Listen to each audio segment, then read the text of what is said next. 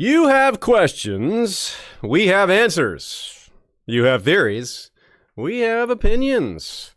There's news about upcoming shows, multiples. 2026 is going to be the year of Game of Thrones on HBO, or Game of Thrones related shows on HBO.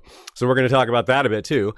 And we also have pictures and anecdotes from DragonCon 2025, which happened just a few weeks ago, including Ashaya dressed up as Oscar Tully with the rest of the Muppet Tully crew, and myself as Baelor the Blessed and Daemon Targaryen.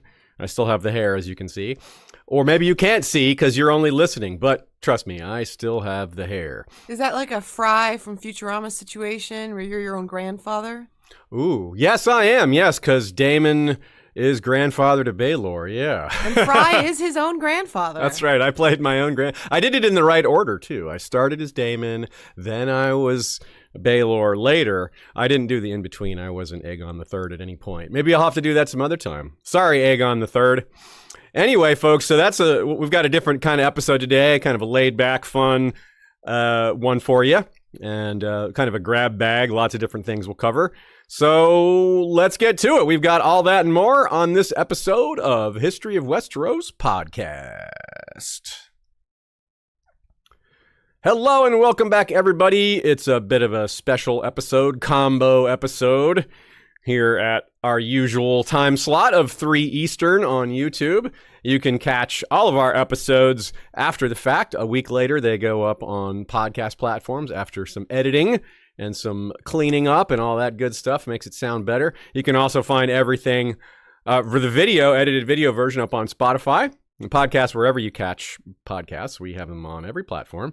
And they're ad-free if you listen on Patreon. How about that? If you have questions for us, this is a good time for them. You can hit us up live. Send them to us at our email account, westeroshistory@gmail.com. We'll catch those as well. And I've also just pulled a lot of questions from the past several months, YouTube comments, questions you've sent us, things like that. Also, if you have any corrections you want me to issue, feel free to drop that in too. I know there's been... of course, we make mistakes every once in a while. We cover so much material. But I didn't make that a focus on this one. But if you want to shout one of those out and point something out that I did wrong or that we got wrong, I'd be happy to make that correction as well. We have an Instagram. If you can't see this episode, in other words, if you're not watching the video version, and again, I know I've pointed this out before, if you're listening on Spotify, you can just flip the video on whenever there's something to see and then turn it back off. It's nice that you can do that these days. So keep your bandwidth low when there's nothing to look at, but when there is, flip that on. It's nice to have that feature, especially when you're in a low data zone or whatever. So you can see all the things we're talking about. If you're unable to watch them or see them now, you can always go to our Instagram. It's just the History of Westeros on Instagram, the History of Westeros.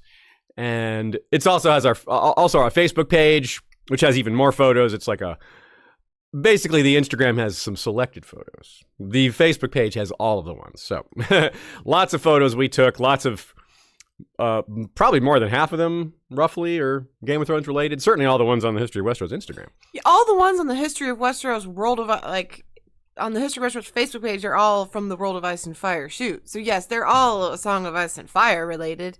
I take thousands of pictures over the weekend, but I only post a Song of Ice and Fire ones to History of Westeros, of course. Right. Now, we originally did not expect to be going to New York Comic Con, but things have changed. So we are going. We're going to go, it's October 9th weekend, and that's going to be the Night of the Seven Kingdoms panel is going to be there on Thursday, and then there's a George R. Martin panel on Saturday. So shout out to our friend Alexis for giving us a place to stay. And we got press passes at the last minute. So that's why we're all of a sudden going, as before we weren't planning on it. So long drive, but worth it when you have free New York accommodations and a free press pass. So that's what's up there. We hope to bring back some good news or at least some fun anecdotes, hopefully both. And we'll report on that as part of a future episode. We won't dedicate a whole episode to it, but we will talk about what we learned or heard in a future episode this year. For what it's worth, y'all, when we go to cons and we get press passes, we have to cover it. We enjoy covering it, but we do have to cover it. So for what it's worth, just so you know. Yeah, otherwise we wouldn't be able to get press passes. So that's how that works. Yeah, all pretty straightforward. Makes sense, doesn't it? Intuitive, right? Yeah. So we'll cover a couple things today. Like I said, we'll start off with the TV stuff. We'll talk about what's going on with Night of the Seven Kingdoms.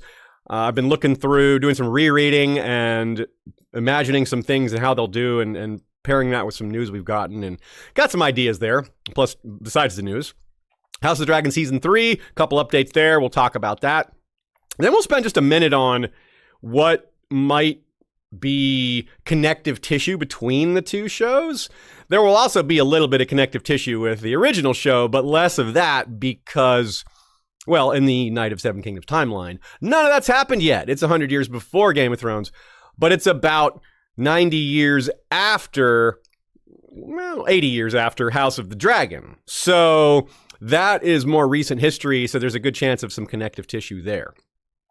I've got a poll to start us off here. If you're watching live, you can participate. Will Night of the Seven Kingdoms use the same theme music as the first two shows? The Ramin Djawadi, awesome theme music. I would vote yes on this. I'm going to guess yes, but it's definitely no sure thing. It's not, and I figure if they do it for this show, that's just locked in forever. They'll probably do it for every show that they ever do. It's the standard Game of Thrones theme song, which is great because it is a fantastic theme song. I'm also very curious how they'll do the intro because it certainly will have some new graphics and whatever they do with that. It should be interesting. And for History of Westeros watchers, you might have the question of how Bran will do our Night of the Seven Kingdoms intro. That's right. Which he has been working on. And can I say, it's going to have puppets. Puppets are cool, and we know why it's going to have puppets because, well, puppets are in the Hedge Knight. It's a big part of it, right? That's what starts all the to-do, you know, Arian and Tanzel and all that. Then we'll talk a little bit about DragonCon in the second half, just mostly focused on the Ice and Fire stuff, but a couple other things. And then we'll get to some Q&A. So if you have questions that you haven't submitted, you got plenty of time to get them in because we're going to start with that in the second half. Let's get to it. I'm excited for next year. I'm excited for the rest of this year too because we've been doing a mini topics moot and getting a lot more episodes ready to roll since that's because Night of the Seven Kingdoms isn't this year. We originally planned on it being this year and made our schedule accordingly, but since it's been moved to January apparently, well, that gave us a little extra time in 2025 for deep dives on other topics. Now, HBO won 30 Emmys this last Emmy season, tying Netflix for the most, which is a good sign overall for the studio. Of course, what matters more to them is the bottom line. Obviously, that's always what matters most. They are a business, and we have to be realistic about that. But it's still, Emmys help them make money. I suppose critical acclaim is certainly connected to success, not 1-to-1 ratio or what have you, but certainly there's a connection there. And HBO's just been going through a lot of changes. The TV industry as a whole has gone through a lot of changes. We've seen the sort of the end of the golden age of fantasy on television, but it's still going pretty strong for Game of Thrones, right? Like a lot of these other shows didn't get to finish or they didn't get going at all, but that's not really a problem for this universe, right? Like we're kind of lucky that our favorite fandom is a step above, I guess, because of its success, and the other shows are trying to be like it. Well, I guess one thing you could say, there's really nothing like the original. Of course, the book's more so than the show, but really the show's success, it's unparalleled, really. So it's not a surprise that other shows haven't been able to follow in those footsteps. 2026. Now, we predicted this a while back. It wasn't quite how we thought it would be, but we did predict that there would be 2 Game of Thrones shows in 2026 at the same time. We actually thought it would be Night of the Seven Kingdoms Season 2 by then. We thought it would be Season 1 this year and then Season 2 that year. Obviously, that didn't happen, but it's still going to be the year of 2 Game of Thrones shows, which has never happened before. So that's really cool. We get House of the Dragon around June and Night of the Seven Kingdoms in January. I'm going to guess that it's going to be the 25th of January. That's a Sunday. Certainly the 18th is possible. Sunday, February 1st is also possible. They said January, but I mean, if they did Sunday, February 1st, I wouldn't complain, I wouldn't say, you said January. But you know how these things work. They can't be precise. So if it turns out to be February 1st, that's basically January. It's January 32nd, we'll call it. So that's cool. I think that's my guess. Do you have a guess, Ashaya, or you think does that sound about right to you? I think the 25th is more likely, but it could be the 18th or the 25th. I don't think it's going to be the 11th. And, yeah, that's too early. Yeah. Yeah. I mean, we have a convention that weekend, so I'm really hoping, but I really can't imagine it would be the 11th. Yeah, they said late January, so that's early January or mid-January, so first half of January. Anyway, something pretty cool that, for me personally, that some of y'all will find cool as well, is that Tanzin Crawford, who is Tanzel Too Tall. Yes, Tanzin is Tanzel. How cool is that? She is a climber, which is great. I'm a climber, and I've follow her Instagram now. I get to see her climb some. That's pretty cool. I like having something in common with one of the actors on the show. That's neat, especially Tanzel, because she's such a fan favorite. And I'm expecting Tanzin Crawford to do a great job in that role. And Shay, you noticed that she's friends in real life with the actress who's going to play Black Allie, Annie Shapiro. And Shaya has a picture of them together. Yeah, I was looking at Instagram and I saw that they had a photo of them at an event together, which I have on the screen. And then I saw that when Annie Shapiro announced it, Tanzin commented and said, 8 down. And then she said, we family now. So that's kind of fun. Anyways, I like seeing that a whole lot. Two of my favorite women in all of A Song of Ice and Fire, actually, I would say. Tanzel Too Tall and Black Allie. You're muted. Thinking about it while you were talking just now and her role, I wonder, and what I just said about the intro, I wonder if there'll be little puppets on strings in the intro. That's a kind of a cool, like, visual, intro-ish kind of thing to do. Well, that was what we were guessing, but if they did that, they would probably change it for other seasons. But that is what we're doing for our Night of the Seven Kingdoms intro. Like, that's what Bran is doing. So if he does that, he's just doing the same thing that they did. I don't think they will, though. I think they'll do something that translates across all 3 seasons of the show. Yeah, they might do that. I mean, they did that. They did things that are only 1 season in House of the Dragon too, with the new tapestry and all that. But you're right. Like, that's still a good theory. We'll have to see. One of the producers of Night of the Seven Kingdoms is T. Mikkel, who is also an important part of House of the Dragon. You'd see her name in the credits frequently, and she kept a lot of the lore. She did a lot for House of the Dragon, and now she's a producer for Night of the Seven Kingdoms as well. She also has her debut novel coming out. Some of you may remember, she was George's writing assistant for quite a while. Now she's moved up in the world, not only as a producer and a keeper of the lore for these shows, but getting her feet wet as an author as well. And then that's great. Congratulations to her. The book is called The Archivist. It's not out yet. We have an advanced copy, reader copy, and I'm almost done with it. I'm enjoying it. And when it's out, we're going to have an interview episode with her on here. And we'll also get to talk a little bit about House of the Dragon and Night of the Seven Kings while we're at it. We'll focus on the book, but we'll get in some Game of Thrones style questions as well with her. So that's going to be fun. So later this year, I think that's going to happen. Probably October, maybe November. And we expect to see her at New York Comic Con as well. So, interesting news about filming and a couple other tidbits, some things I've been thinking about. The actress Chloe Leah is going to play the character Rafe.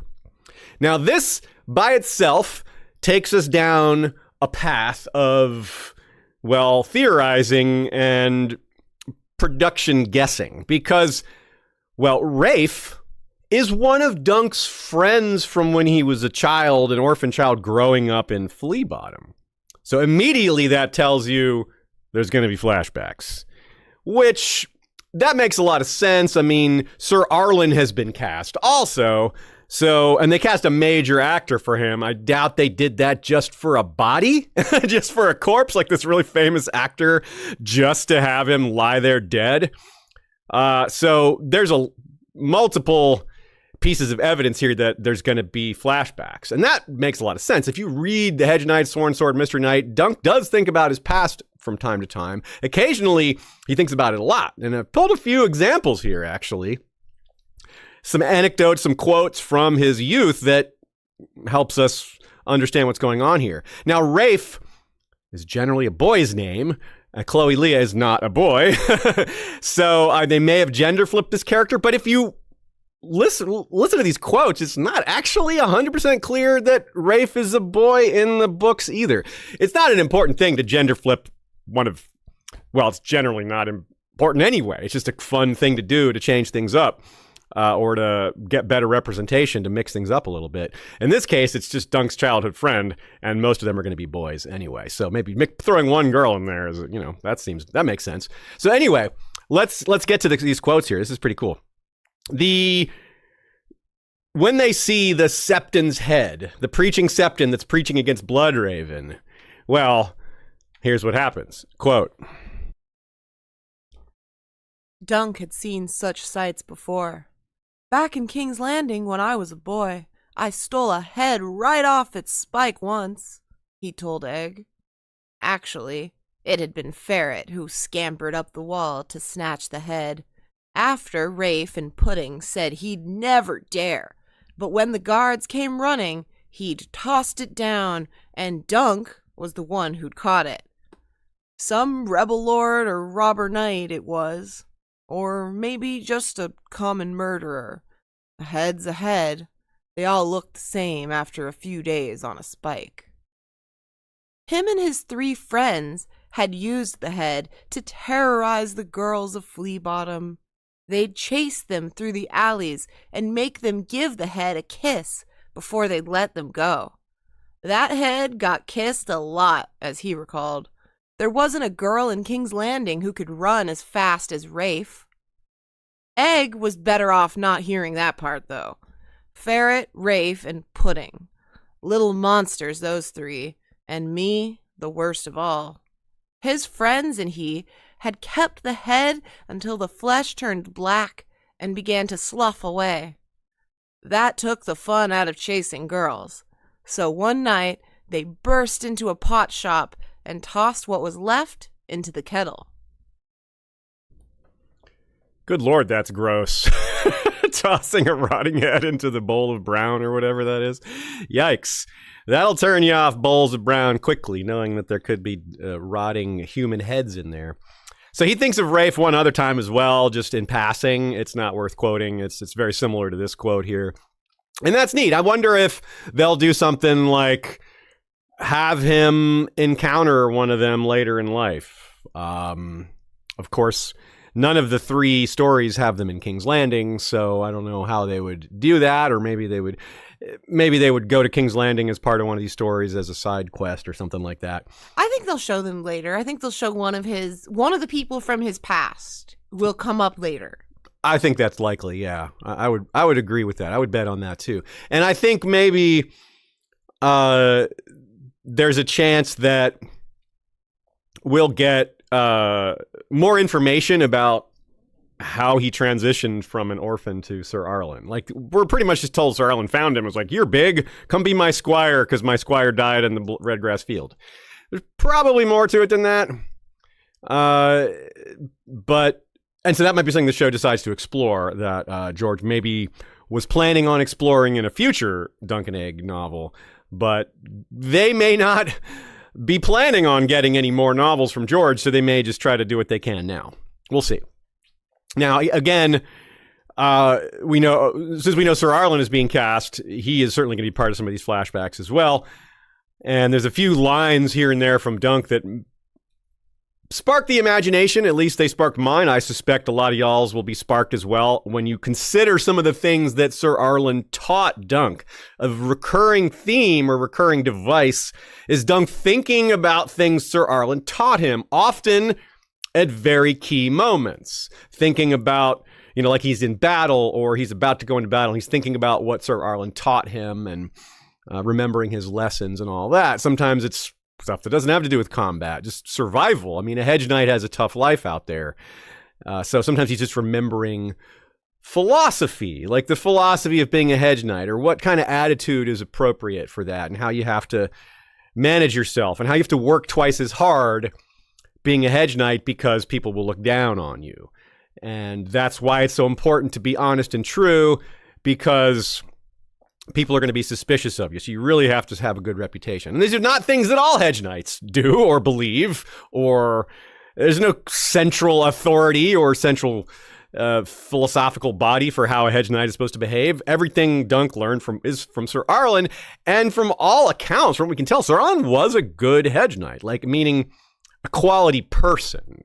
As far as his fighting skills, he seemed like he was competent, at least, maybe even a little better, though maybe not at the end when he was getting up there, because Dunk said he was maybe even 60 years old. Dunk thinks when he's burying him, he thinks at least he lived to see another spring, which is an important thing because the summers have been shorter since the last dragon died, and the winters longer and crueler. Right? So that's an important tie-in to the whole supernatural aspect, the whole overarching ice and fire theme that's going on in the background that they'll never get directly into, but they will say things that are very relevant, like that, talking about the distance and the change in the seasons since the dragons died, like connecting the death of the dragons with the seasons, which is an indication of the type of things they can fill in the gaps for here. Sir Arlen saw the last dragon. I don't think we'll get a flashback of that because Dunk wasn't there for it. So that's unlikely that we'll see it. But wow, that would be pretty cool to see that. There's a couple other things he says. Dunk remembers that he had been to many a market town with Sir Arlen. Maybe that'll come up. Maybe he'll remember some of those. It's a little too vague, though. I'm not sure about that. He also thinks about a few different outlaws he's encountered over the years with Sir Arlen. He thinks about one really nasty one who stole rings from people. He would bite the fingers off of women, cut the fingers off of men. Just a creepy dude, so that kind of thing. There could be some anecdotes he remembers about other bandits or outlaws or something. Maybe someone we've even heard of, at one point, Egg thinks of the song The Night They Hanged Black Robin, and got him thinking about good outlaws, There's no good outlaw when you're a king, though. See, Egg, you're the rich they would steal from to give to the poor. And it's the Black Robin, it sounds like it's just a Robin Hood thing, because it sounds like he's stealing from the rich, giving to the poor. That vibe is there. So that's little stories like this. You never know what will become a flashback. You never know what they could expand that into to make it a little more meaningful, more poignant. Another one Sir Arlen says that Dunk remembers is a knight has to learn to live with aches and pains. Pretty similar to what Arthur Dayne said to Jaime about knights bleed, right? When he dubbed him Sir Jaime with Dawn, and it made his shoulders bleed because the sword was so darn sharp. Arthur's like, well, you're going to be doing a lot of that as a knight, so get used to it. The occasional cut here and there, you're better off learning to just ignore that. There's also the example of Sir Arlen jousting with Baelor Breakspear at Storm's End. That's also not something Dunk witnessed, so it's unlikely to be a flashback. But you never know, because in that scene, we also get Dunk telling the story of the Dondarrion sigil, the purple lightning, and where that story came from, to demonstrate his knowledge to Sir Manfred, which, it doesn't get him anywhere, but it's a good story, and it's the kind of thing that you could see. Now, Game of Thrones doesn't usually do this kind of thing, but we can't assume it's going to be the same, where someone starts to tell a story and the screen fades and you start to get that. You start to get that story. You get to get visuals of that. That's something I would like to see. I don't know if they're going to do that, but I really hope they do, because in the long run, if they don't do it now in season 1, they got to do it for season 2. And what I mean is they're going to talk about the Blackfire Rebellion's substantial amount. Dunk wasn't there. Don't they want to show flashbacks of that? Don't we want to see the Redgrass field? Don't we want to see Daemon Blackfire charging? I think they would want to show us that, and I hope we get it, so that's a strong possibility. So when I say that maybe we won't get flashbacks that Dunk wasn't party to, Well, there's a strong counter argument against that with the whole Blackfire angle. So maybe we will see things that aren't just from Dunk's POV. Just because all the novellas are from Dunk's POV, well, this is one of the major changes with any sort of adaptation, is it's no longer POV style. So we will see different things like that. Yeah, I think we might get flashbacks that aren't from Dunk's POV later, in book 2 or 3, season 2 or 3, because they'll have more budget and more trust and more ability, because they'll have built their world already. You know what I mean? But the other thing I want to ask about is whether we might see flashbacks that are like Egg's backstory, in the castle, I'd like to see that too. Or if they're effectively flashbacks because they're flashbacks because we never see them on screen. Do you know what I mean? Right. Like they're off page. There is some logic or good reason for them to show Egg's dreams as well. Good point. You're right. Set up some wildfire stuff or. Do you think they would show Daemon's dreams? I wrote that in the notes that if anyone's dreams come out, he's a very strong candidate because he's just going to sit up in a pool of wine and point at Dunk and be like, blah, blah, blah, blah, blah. I saw you, this and that. They might show it, because that would be a really effective story device to show the dreams that way. They can do a lot with cold opens, too, in terms of the... It's hard sometimes to insert something like that midway through an episode, but when it starts as like the prologue, the cold open to it, you can kind of do it more seamlessly. That's a good point. Now, when he arrives at Ashford, Dunk thinks how Sir Arlen knew some of the knights present because he had talked about them. Dunk wasn't there to meet them. We're talking about Sir Arlen's whole life, and as I said, he lived to be 60-ish, so he got around. He had a full life. So Dunk knows a few things about some of these people because Sir Arlen told him. Others he has no idea. And then a few others, Egg is telling him this sigil is this person, this sigil is this person. So it really helps him get his bearings, so to speak. Returning briefly to the subject of the last dragon, well, he remembers, rather, that Sir Arlen told that story 100 times. He told the story of the last dragon many, many times. Which is maybe soft evidence that it will be brought up a few times, or maybe it's be portrayed via flashback or something like that. So that's compelling, I'd say. Now, here's a particular quote from Sir Arlen, rather Dunk's memory of Sir Arlen, I think is very, very likely to get something like this. Maybe even episode 1, maybe episode 2, but I think very early because it's sort of a mission statement for what Dunk is, for how Sir Arlen taught him to be what he is, and Dunk is a good enough person by nature to want to follow along with this, to live up to this. So here's what I think we'll get, or some version of it. Quote. "A hedge knight is the truest kind of knight, Dunk," the old man had told him a long, long time ago. "Other knights serve the lords who keep them, or from whom they hold their lands. But we serve where we will, for men whose causes we believe in. Every knight swears to protect the weak and innocent, but we keep the vow best, I think." Queer how strong that memory seemed. Dunk had quite forgotten those words, and perhaps the old man had as well, toward the end. Not only is it just a great quote, a great thing to say, it's beautiful, it's meaningful, it's a little bit tragic because of how he sort of hints that maybe Sir Arlen wasn't such a great knight towards the end as he was getting old and weaker and not able to, he couldn't afford to be as good as he was, I suppose you could say. He was a little more desperate, perhaps. A little more realistic in that sense. So there's a tinge of realism in here, dark realism perhaps, but the core of it is, I mean, this is like Brienne's attitude later, and of course most of us believe that Brienne is a descendant of Dunk because there's a lot of clues for it.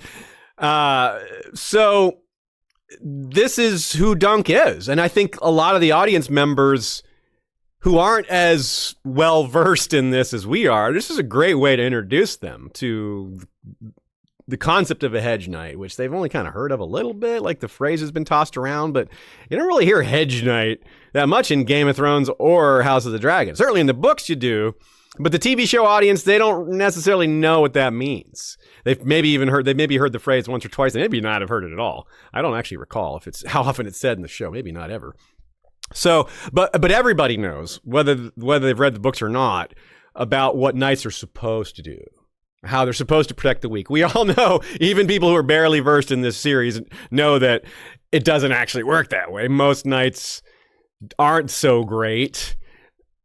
He even indicates here, we keep the vow best, I think. It's kind of a nice way of saying that a lot of them don't keep the vow. Some of them don't keep it at all. Like, they're not even trying. But it's super important to Dunk. And Dunk's not just going to, like, relay that to Egg. He might say something like it, tell him, but this has flashback written all over it. Danny Webb, the actor playing Sir Arlen, telling him this. It would hit so much harder than Dunk being like, walking down the road talking to Egg and be like, so Sir Arlen taught me this, hedge knights have to be true.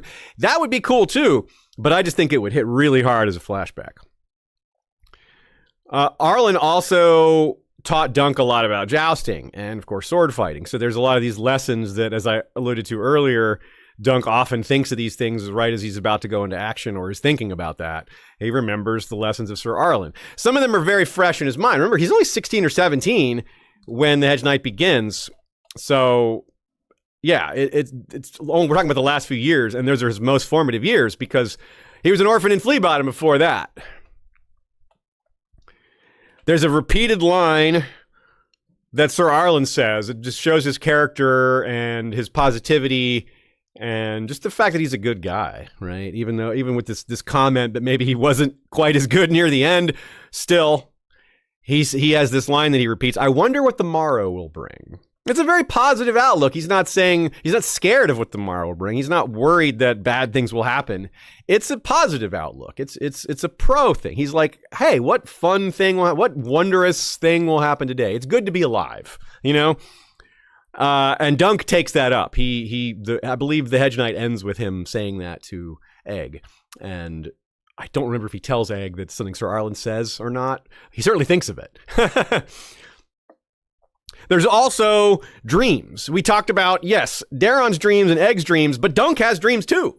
He can have dreams that matter. He has the very sad dream of burying Chestnut and remembering that and remembering both the reality of it and then the dream version of that where the sand keeps pouring in and it's not exactly what really happened, but it's telling us that he really cared for his horse and he was sentimental, and the Dornishmen were like, what are you doing, man? You're crying over a horse, in the desert? We can't waste water like that. They're laughing a little bit, but they're also confused. But Dunk he's not intimidated or embarrassed at all. He's going to do what he's doing. He's going to be loyal to his horse.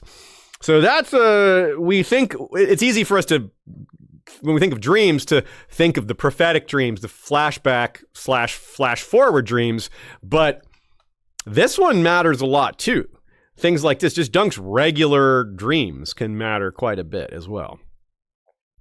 Now, another topic that we've just touched on briefly here, but I want to get into a little more thoroughly, is the idea of the Blackfires. Because as we all know, the Hedge Knight does not mention the Blackfires. George had not finished developing that, so they don't get mentioned until the Sworn Sword. And they're very prominent in the Sworn Sword. So George, this is some backfitting, some retrofitting is required here. And one of the most obvious characters that needs to be introduced a book sooner is Bloodraven. And I found what I am almost positive will be the basis for Dunk remembering Bloodraven. We don't even have to see Bloodraven in season 1 on, live and in person there. We can have him seen as a dream or a flashback. And here's the best example, I think, from the Sworn Sword. Quote, 6 years ago in King's Landing, Dunk had seen him with his own 2 eyes as he rode a pale horse up the street of steel, with 50 ravens' teeth behind him. That was before King Aerys had ascended to the Iron Throne, and made him the hand.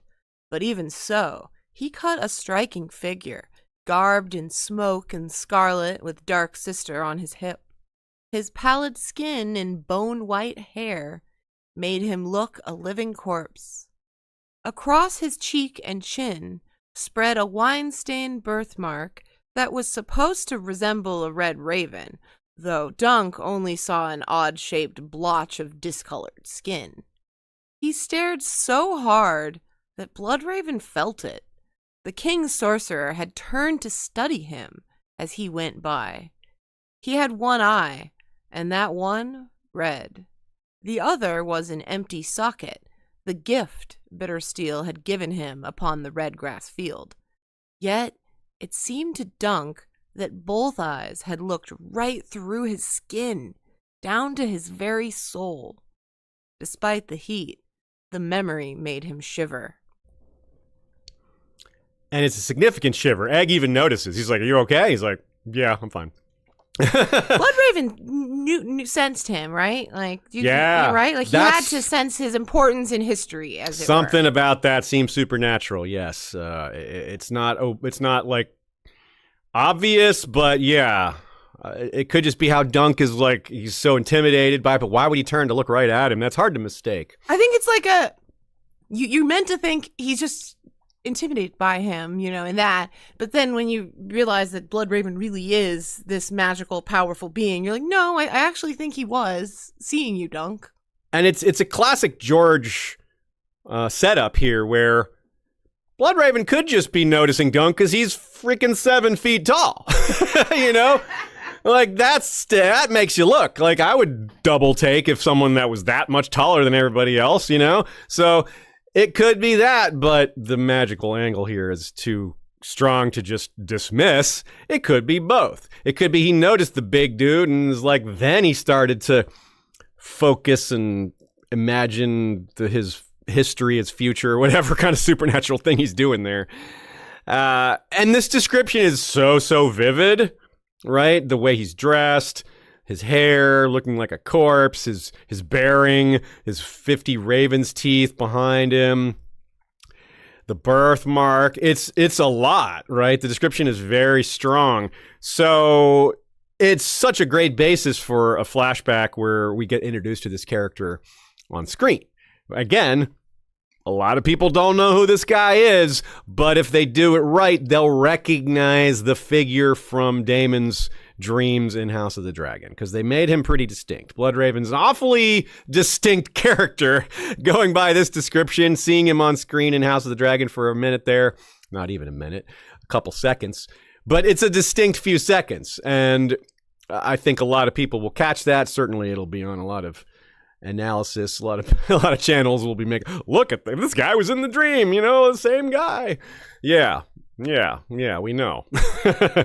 So this scene happened, it said 6 years ago, right? 6 years ago in King's Landing. So this is before Sir Arlen found him. He was really tall then. He's already a big kid. So he's probably 10 or 11 years old, right? So another reason why it's a little weird that Bloodraven's staring at him. Like, yes, he's tall, but he probably isn't full grown then. I maybe need to correct myself. He probably wasn't 7 feet yet baby. At age 11. No, he probably wasn't, because most boys have their growth spurt, a little bit later than 11. Yeah, he was probably very big by then, but he probably didn't stand taller than a lot of tall men at that point. Yeah, I would agree with that. And the thing I think is interesting is that he probably was a big guy in general, because just things about Dunk, I don't know. I would guess he already was big. But not everyone that grows to that tall is that tall when they're that age. I'll give you the example. My brother is 6'8". He's a huge guy. He had his growth spurt between the age of 16 and 17. He was not over 6 feet before he was about that age. So when he was 15, he was below 6 feet, yes. And then by the time he was 18, he was 6'8". Yes. So he had terrible growing pains. God, that would be painful. Yeah. Anyway, so he's not normal. He is an inspiration to every short boy who's entering his freshman year of high school. There's a chance. You really could have your growth spurt, and get real tall, man. But unlikely. He probably was a tall boy. Yeah. Yeah. I would agree. So maybe his hands were bigger. There's like signs that he would grow into a larger like with person. our cat Jacob. Yeah, like our There's cat signs. Jacob. Yeah, Yeah. you're like he had big hands, big feet. Big whiskers. Yeah, big ears. Like that cat's going to be big. And he was, or is, yes.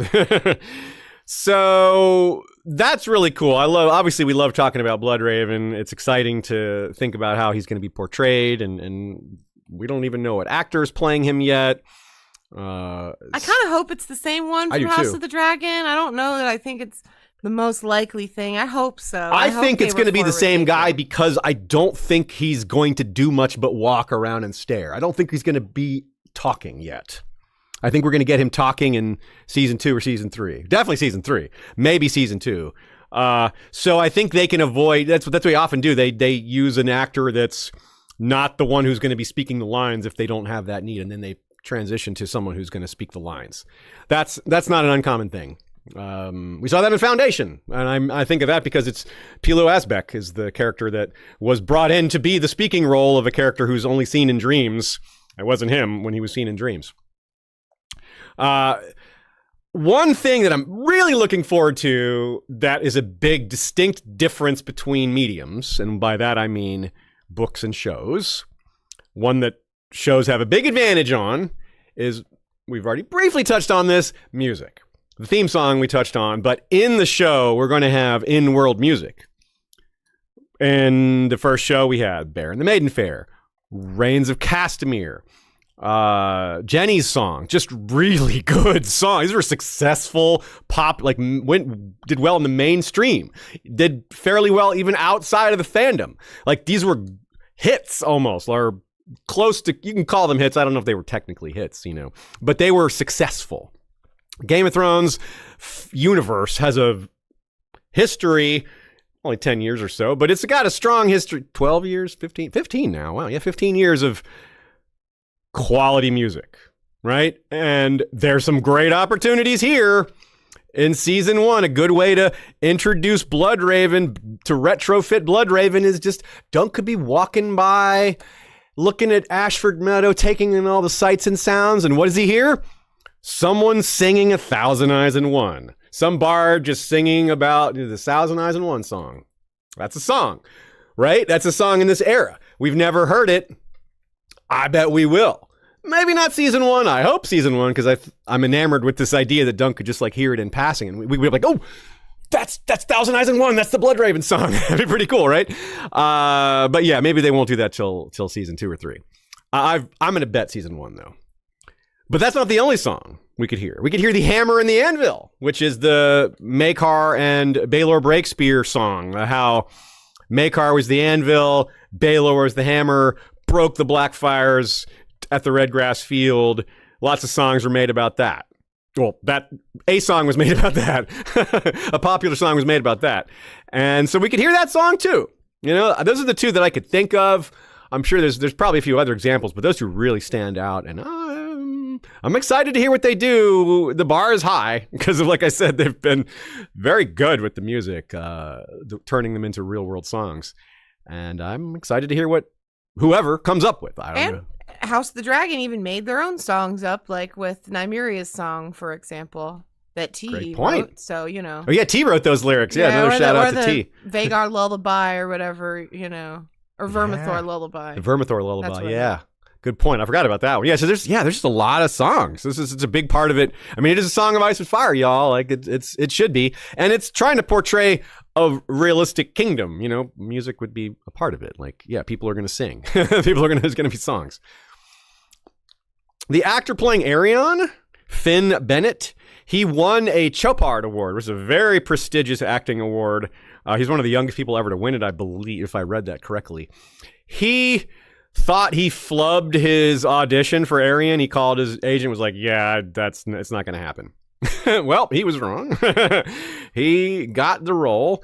He said he had never ridden a horse before, which is kind of baffling to me. Like, you're an Englishman who's like comes from like a rich background, and you've never ridden a horse. That's just, all right. Well, he loved it, though. His horse was named Xandor with an X. I'm glad you added the rich background part, because I was like, what do you mean he's an Englishman who has it? Okay, yeah. Yeah. He's a rich guy. A wealthy Englishman that hasn't ridden a horse is a little odd to me. And an actor, too. Like, you would think it may have come up before. Like, he's won awards and he's been, yeah. If I'm a British actor, you better believe I'm practicing my horse riding for any role I could get. See? Yeah. You know what I mean? Exactly so I my get what point. you're saying there. Hints are that they're not going to go past what George wrote for the Hedge Knight, Sworn Sword of Mystery Knight. That right now they're saying 3 seasons, which corresponds to the books. If George puts out a 4th one, then maybe they'll add a 4th one. But I don't think they're just going to go all the way to the end of Dunk and Egg's life, which is, it's a mixed bag. We want to see the whole story, but it wouldn't be written by George. So, yeah. I don't know. Yeah, I'm not sure about that. We'll have to see. That's kind of a wait and see type thing. But season 2 is already filming. So, yeah, like there isn't a whole lot of time for George to put out much more.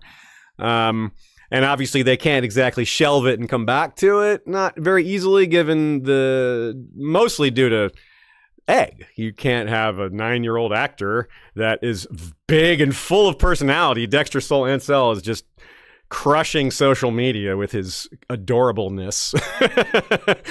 He's just winning so many people over without having even appeared on the show yet. He's the cutest. He's so cute. His parents, know exactly how cute he is. But you can't recast him, right? Yeah, it's his parents crushing social media. Yeah, that's true. By knowing when to have him, wish happy birthday to George R. R. Martin. That's really obvious to do, but it's really sweet. It's just genuinely sweet of him. Yeah, it's you love to see it. You love to see it. So I know we've gone through some of these before, but let's just go through it again real quick in case y'all missed it or if you've forgotten. We've got Duncan the Tully, Peter Claffey. Peter Claffey also doing pretty well on social media, but he's a former footballer.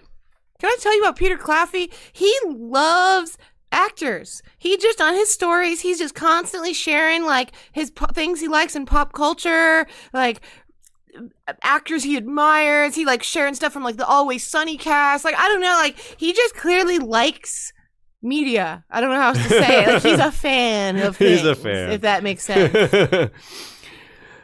So Danny Webb is Sir Arlen of Pennytree, as we mentioned. He's an elder actor, been around a long time. Huge number of credits, just really, really well-known guy, very successful. Tamsin Crawford, as we mentioned, is Tanzil Too-Tall. She's a bit of a newer player on the scene, young woman, doesn't have a whole lot of acting credits, but obviously she's good to have won this role. That says a lot.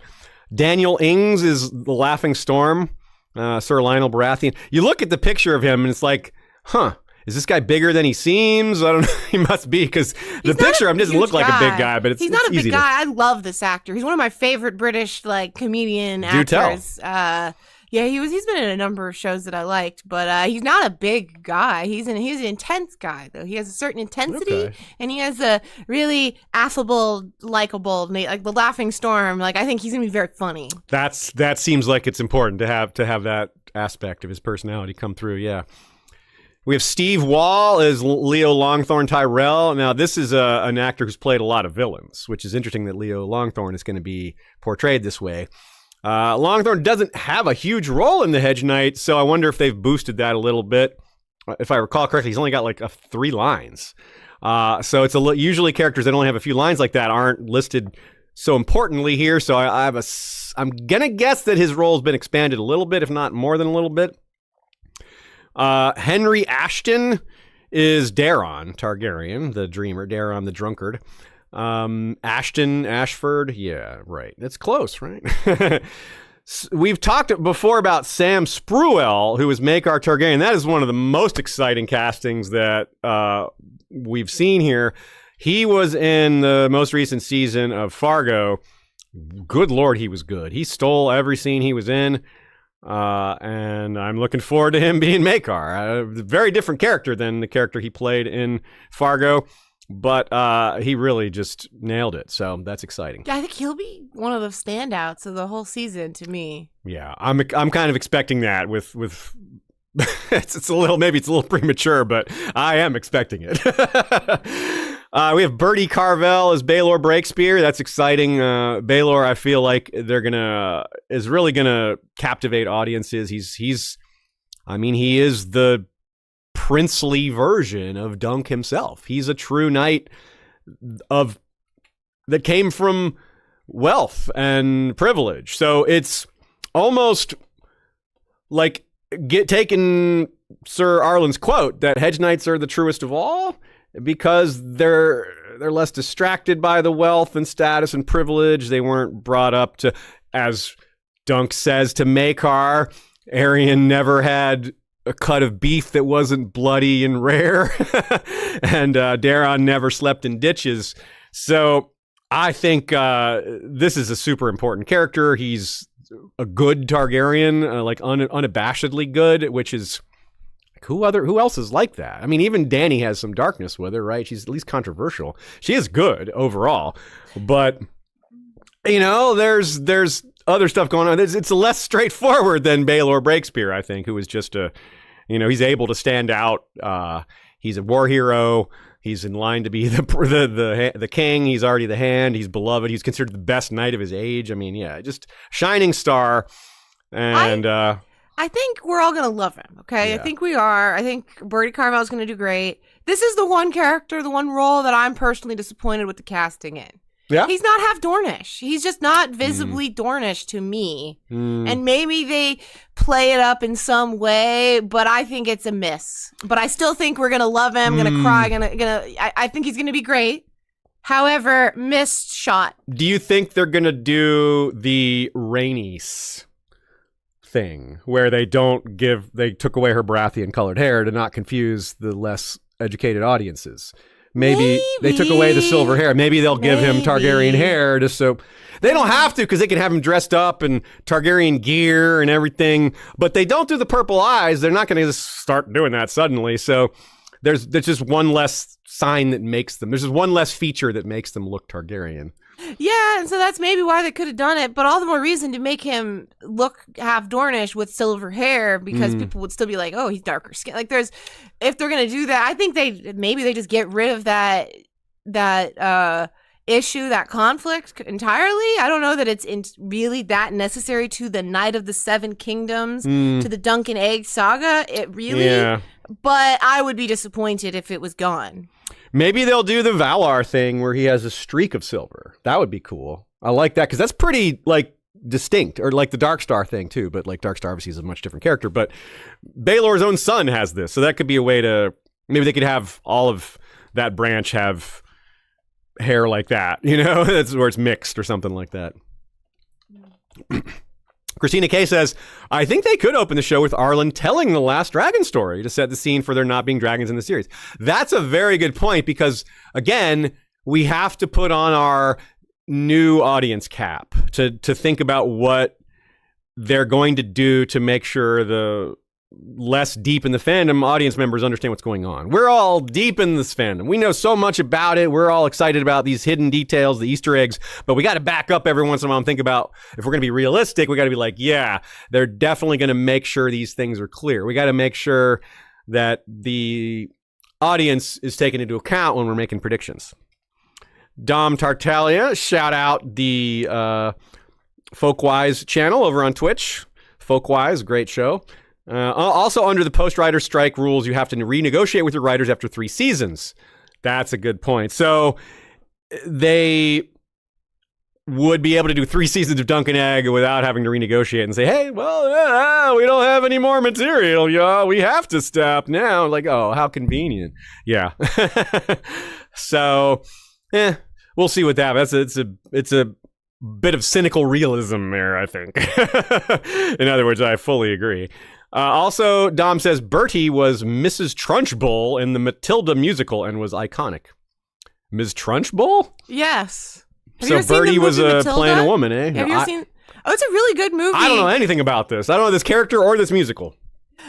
After the stream, I'm going to look up Miss Trunchbull for you so you can see what she looks like. Okay. The Matilda movie has Danny DeVito, by the way, and he's heavily involved. And there's a lot. I'll tell you more about this after the show, but it's an interesting tale.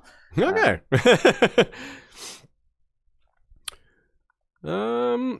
if you are available and wanting to travel with us, you should reach out to us and let us know, because we are planning a group trip, maybe to England, northern Spain, maybe Ireland. It's probably those are in that order are probably the most likely destinations. We're still in the discovery phase, but it's going to be sometime April, May, so right after Night of the Seven Kingdoms and right before House of the Dragon. So great timing, right between the two seasons, right at the hype, the maximum hype point.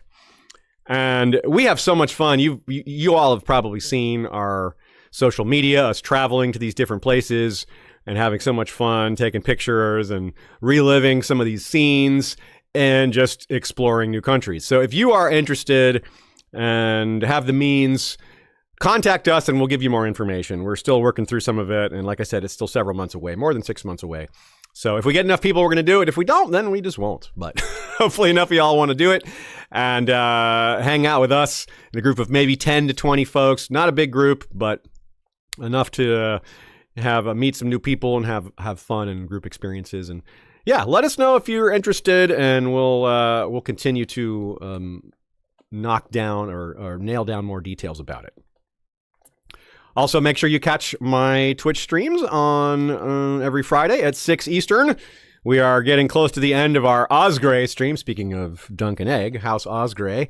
We took House Osgrey from a small power at the beginning of the Century of Blood to King of the Reach, and we've subjugated the West even. So the Casterly Rock is dependent on us, is a vassal of ours, and we are King of the Reach. So that's pretty fun. We've been playing that for several weeks, every Friday on Twitch.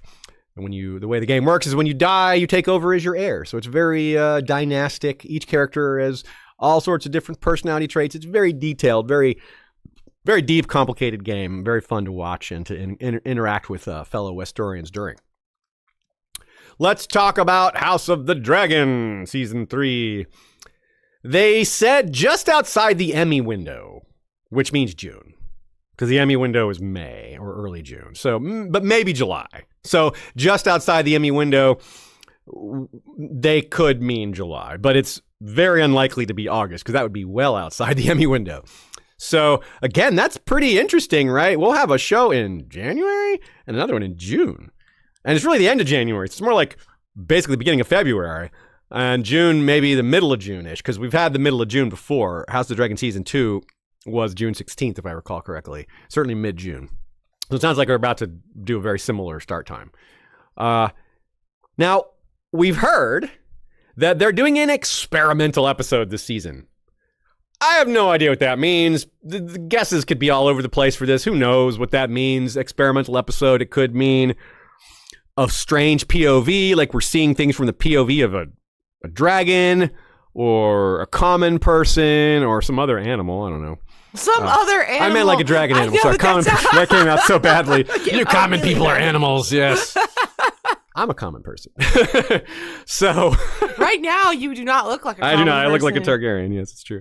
A TV show Targaryen. You're making you so uppity. Yeah, that's right. The hair it's going to my head. Hair is supposed to go to your head. I see Nay Sleeper in the chat says musical episode. I was going to make that same joke, a musical episode, like Daemon just dancing. And Matt Smith, he's got the chops for that, right? Can you... Can you get Allison Hightower? Can you get Aemond dancing and singing? You know, like that would just ruin that character, having him dancing around and tap dancing Aemond. Even better, tap dancing Vhagar. Aemond tap dancing on Vhagar, like on Vhagar's head. Just do. Yeah. Anyway, try not to think about that too much. So that's just a bajillion possibilities there. I have no idea what that's going to mean, but curious to know. We'll see. We'll see what happens. New characters of note, shout out Redanian Intelligence, great source of information there. They've pretty much risen to be number one these days with such things. Show rumors and set notes and just things like that. Redanian, you're doing great. By the way, that's a Witcher reference. Redanian Intelligence is the intelligence service of, wait, what nation? It doesn't matter. I forget. I'm forgetting my Witcher lore right now. Anyway, new characters that have been cast. Charlie Gordon is Daron. Wait, which Daron? We just had a Daron and Daron the Drunkard. No, this is Daron the Daring, not Daron the Drunkard. Rider of Tessarion. We saw Tessarion at the end of season 2. You could barely make out a rider on his back. That was probably just some rando.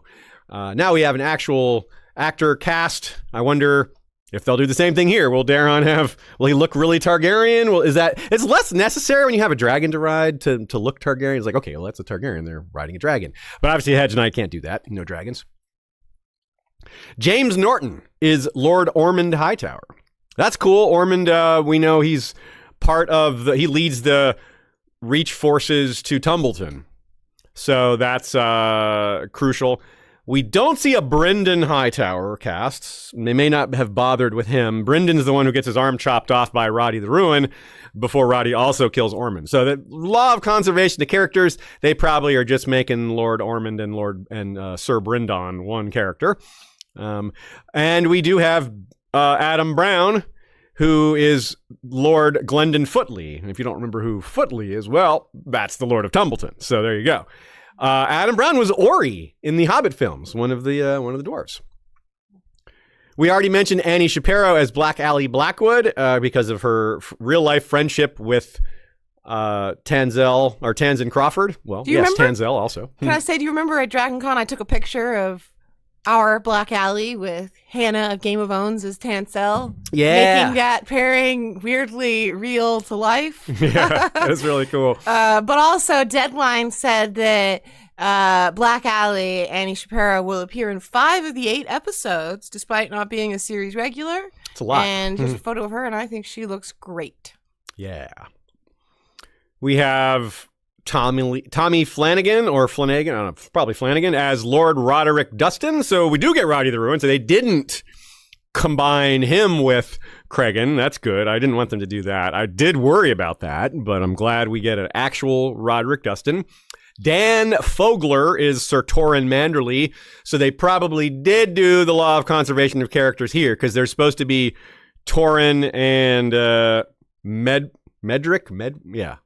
His brother. Dan Fogler, too. Oh, you know Dan Fogler. Yeah, Dan Fogler. Well, one, I knew him from back in the day from the movie Fanboys, which is kind of a raunchy, nerdy, like, sex comedy. I don't know. I really love that movie, though.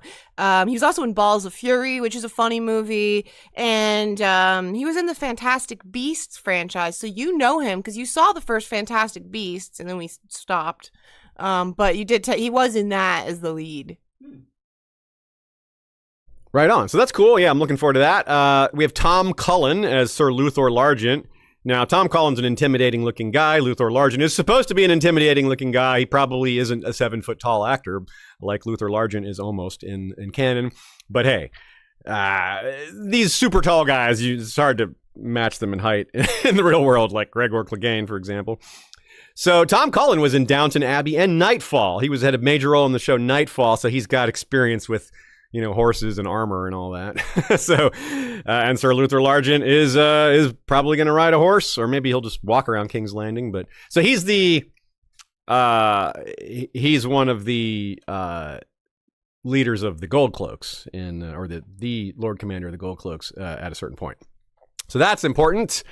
Joplin Sibtane, which is definitely the coolest name out of all these, is Sir John Roxton, bold Sir John Roxton. So he's wielder of Orphan Maker, and a very his bold is right for him. He's also kind of a bad dude, not a good man.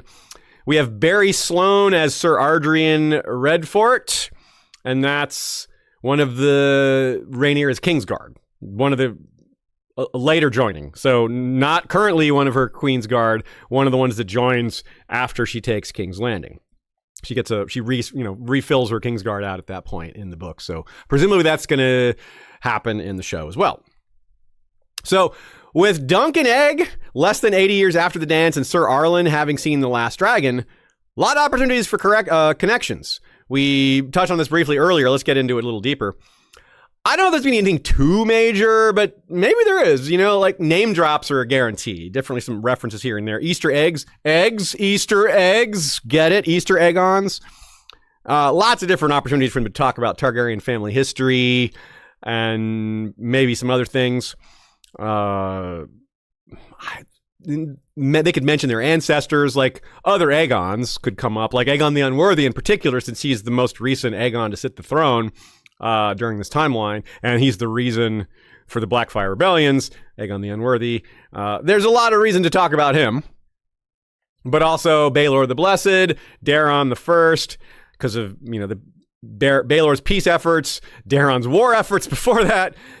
Now, what I don't know that they'll do is talk too much about Daemon and Rhaenyra and Aegon II and Aemond and all that, because then it might be spoilery to discuss those. To say, if they reveal that Egg is a descendant of Daemon and Rhaenyra, well, isn't that kind of telling? I don't know if they want to do that. Obviously, it's easy to look that up and know it, but for the generic show audience, I don't know if they want to go there. One prediction that I would bet a lot, is that Baelor Breakspear will have the dagger when he shows up to adjudicate and watch the tournament. He's going to have it on his belt. I would bet so much money that he's going to have that dagger. Because King Daemon won't appear. He probably won't appear in any of them because he's going to die of the Great Spring Sickness between the first two novellas, and he doesn't go to the tournament. So we'll probably never see him on screen. But we will certainly see Baelor. He's been cast. So yeah, that dagger, I would be so surprised if he doesn't have it.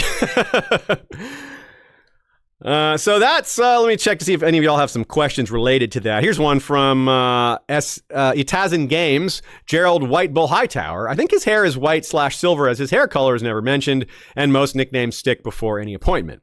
Hightowers may have had some Valyrian ancestors. Yeah, there's a nice running theory that because the Hightowers are so ancient that they could be connected to, if not the Targaryens, then another Valyrian family or the Great Empire of the Dawn. There's not a lot of examples of Hightower hair color. And in a case like this, I don't know if we can take the white bull to mean a hair color thing. We could, but he's a Kingsguard. He's in white. So that could be why they call him the White Bull. Maybe he was just the bull. And then when he became a Kingsguard, they called him the White Bull. But I think it's a good point to consider what Itazan Games is saying here, because most of the time you have a nickname beforehand. Like, you prove yourself and then you get invited into the Kingsguard, not after. Like, Barristan was Barristan the Bold long before he was in the Kingsguard. Jaime was Kingslayer after, but that's an insulting nickname. That's not also he was just so darn young, so he's a little bit different that way. So yeah, so that's tricky. I do think it's possible though. I wonder if they will explore any of that with Ormond, some of the others. Who knows? But I'm always curious what they're going to do with the hair colors. Obviously, Alicent's is redhead, so they didn't go that way with her, and that's a smart thing because they don't want to confuse the audiences to think, oh, is she Targaryen too? So I can see. I don't think they'll do that on the show, but that doesn't mean the connection isn't there. In the books, for example, a lot of people thought that's why Jaehaerys got Alicent confused, Yes. because she would have had silver hair. So there is evidence in the books that she might have had blonde or silver hair. Very true. Yeah, that's very true. And if you don't know what anecdote Ashaya is referring to, when Jaehaerys, the old king, was dying, Alicent was helping take care of him, and he apparently multiple times mistook her for his missing daughter. Which, yeah, why would he do that if she has brown hair? Like, he's that far gone. He's senile. It's possible. It's definitely possible. Yeah. And she could have blonde hair, but not silver hair. And she doesn't have purple eyes. That's true too. But yeah, she could have light colored hair and not she probably didn't have red or brown hair, in my guess. But Yeah. All right, let's take some other questions. Some of these are from YouTube. Some of y'all have asked these questions a while ago, and I'm just now getting around to them. DragonCon first? Oh, my bad. I skipped DragonCon. Whoops. Yes. Wiggly. Backing up. Let's talk about DragonCon. We got a lot of photos. This is really cool. Yeah, I just accidentally skipped that in the document here. It's funny because it starts with the comment, the hugeness of it all. Yet I somehow skipped it. How did I skip the hugeness of it all? I don't know. What's wrong with me? But yeah, DragonCon's a lot of fun. Every year, it's Labor Day weekend. I've been going since the 90s. It's here in Atlanta, so it's always been close by. It's really easy to attend. And we have press passes these days, so we don't even pay to go anymore. And but shout out to DragonCon for keeping their ticket prices low. I definitely appreciate that, even though we're not paying for it anymore. I think that's worth shouting out because so many things in this world have gotten so much more expensive. Just in Atlanta alone, the parking for DragonCon has just shot up every year. It goes up, and it's like, again, it went up, but DragonCon itself, very affordable. Surprisingly affordable. It's like $160 for a 5-day pass. What? I think it's 110 or 115 if you buy it ahead of time, like now. That is unparalleled value for a convention in 2025, 2020, well, 2026 by the time yeah, I think rolls New around. York Comic Con's like $280 for the weekend. Yeah. And the last Con of Thrones, the one that didn't actually happen, raised its prices to like $600 or some crazy thing like that, which is just no wonder that got canceled. That was like their VIP. That wasn't their base price. I think it might have been. It went way up. Oh, maybe I'm remembering wrong. I thought it was for the base price. I could be remembering wrong, but I do recall the base price going way up. Maybe it wasn't 600, but it went up a lot. It was I feel like it at least doubled. Anyway, it was not cost effective. So yeah, let's start with the World of Ice and Fire shoot. That's the main ticket here for y'all in terms of DragonCon, because DragonCon is a multi-fandom, sci-fi, fantasy, anime, everything you can name. It is just a festival of cosplay and love for various fandoms, for imagined mashups, everything. It's just a host of creativity. It's amazing. It's gotten so big that I think, do you have a photo of Wednesday night? Do we have a photo of that now? Okay, so the Wednesday, just in one hotel, looking down from the first floor on the atrium area where there's all the fans are gathering. DragonCon doesn't even start on Wednesday. It starts on Thursday, but I swear there were more people on Wednesday before the con started, partying as if it already had, already wearing costumes, already hanging out, already doing all these things, than most conventions have at their peak. It's really something. It's really grown into its own thing. You know, it's like a customized experience that's just made for geeks and nerds like us. So yeah, shout out to Britt and Emma for hosting the World of Ice and Fire shoot again. They do it every year. And it's always so much fun. It takes place on Saturday at 5. I believe that's when it's going to, or 4:30. I believe we've had that spot locked in for several years now. I believe that's when it'll be next year. We had a really great mix of returning cosplayers who did a similar costume as last year, or like a classic look that they love to do every year, and a bunch of new ones that we hadn't seen before. Some new ideas, some characters, some people just hadn't been there before. For example, Ashaya mentioned it earlier, Zach and Hannah as Daron the Drunken and Tanzel Tutal. That's our Game of Thrones friends. They dressed up as characters that you never see. I had never seen either of those characters before in cosplay, and we got them both. It was great. Ashaya, of course, ran back the awesome Muppet Tully's cosplay. I believe she's got that on screen, or we'll have it in a second. It's super cool. Shout out to Chuck Lazarow for making these. You know, he built these himself. And it's not so easy to walk around in that, is it, Ashaya? No, I'm very encumbered, in fact. And I thankfully had Dom as Daemon, and he was Pajamas Daemon. And he was able to handle the DSLR because I really cannot. I take photos with those hands, with Oscar hands. Yeah, exactly. I can't. But so he took all these wonderful DSLR pics for me. Very grateful to him for that. Hopeful that next year we aren't Muppet Tully, so I'm less encumbered. But I love being it. I would never not heed the call. Because, I mean, I also couldn't, like, we had Tommy Pappas as our Grover this year. And Michael G is coming back as Elmo. Yes, exactly. So yeah, we had our group of us. I love being Oscar. You do have to wear like a fan inside your suit, though. And people's reactions are always so fun to see. People. It's educational. It's educational. That's right. The Muppets are always educational.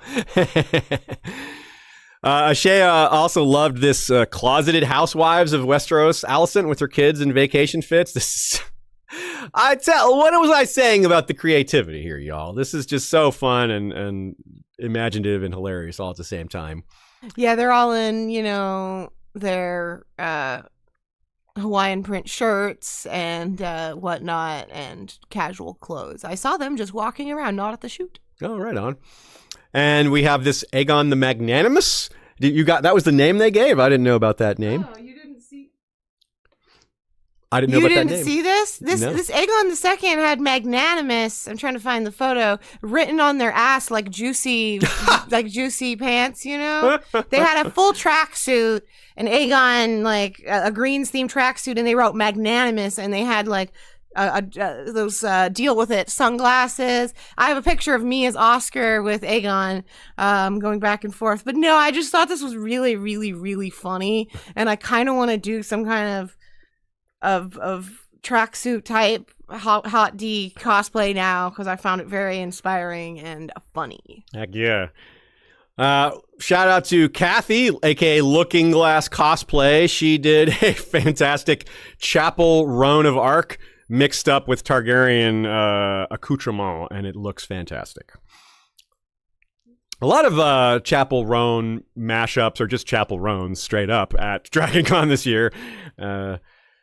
She's I mean, to be clear, got this is such long hair.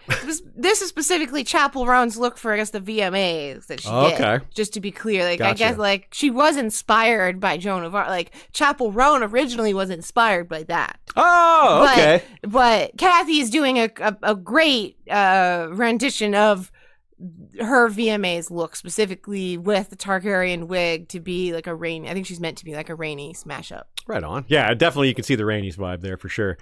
Great job, Kathy. And of course, you could just see from some of these group shots that Ashaya has put up, there's just so many cosplayers here, which is great. We love to see how many people are participating and how many people love to dress up as a House of the Dragon or Game of Thrones character. Lots of Rhaenyras, lots of Daemons. Both there's obscure characters and popular characters. We love to see the mix. There's a Grey Worm. There was a gender flipped Missandei. There was what I'm forgetting. There's a lot of other good ones. There was a Hodor that was amazing. He was as tall and big as Hodor and had the perfect outfit and was in character and everything. I saw him walking around elsewhere, not as Hodor, and I was like, that guy is Hodor. And then I saw him at the, but like, he really was. He's like, big. Yeah. There were some great Jon Snows. There's always some great Tormunds. There's a really good Ygritte. There was, I'm trying to think of ones there were just one of. There's not a lot of those, I guess, but they're definitely but they're not a lot of those I can remember. There were a lot, but there's just so many total. I love the Olenna always. Yeah, the Olenna, yes. Tell them it was me. I want them to know it was me. Yeah, with the glasses and everything, with the yeah, I did it, glasses.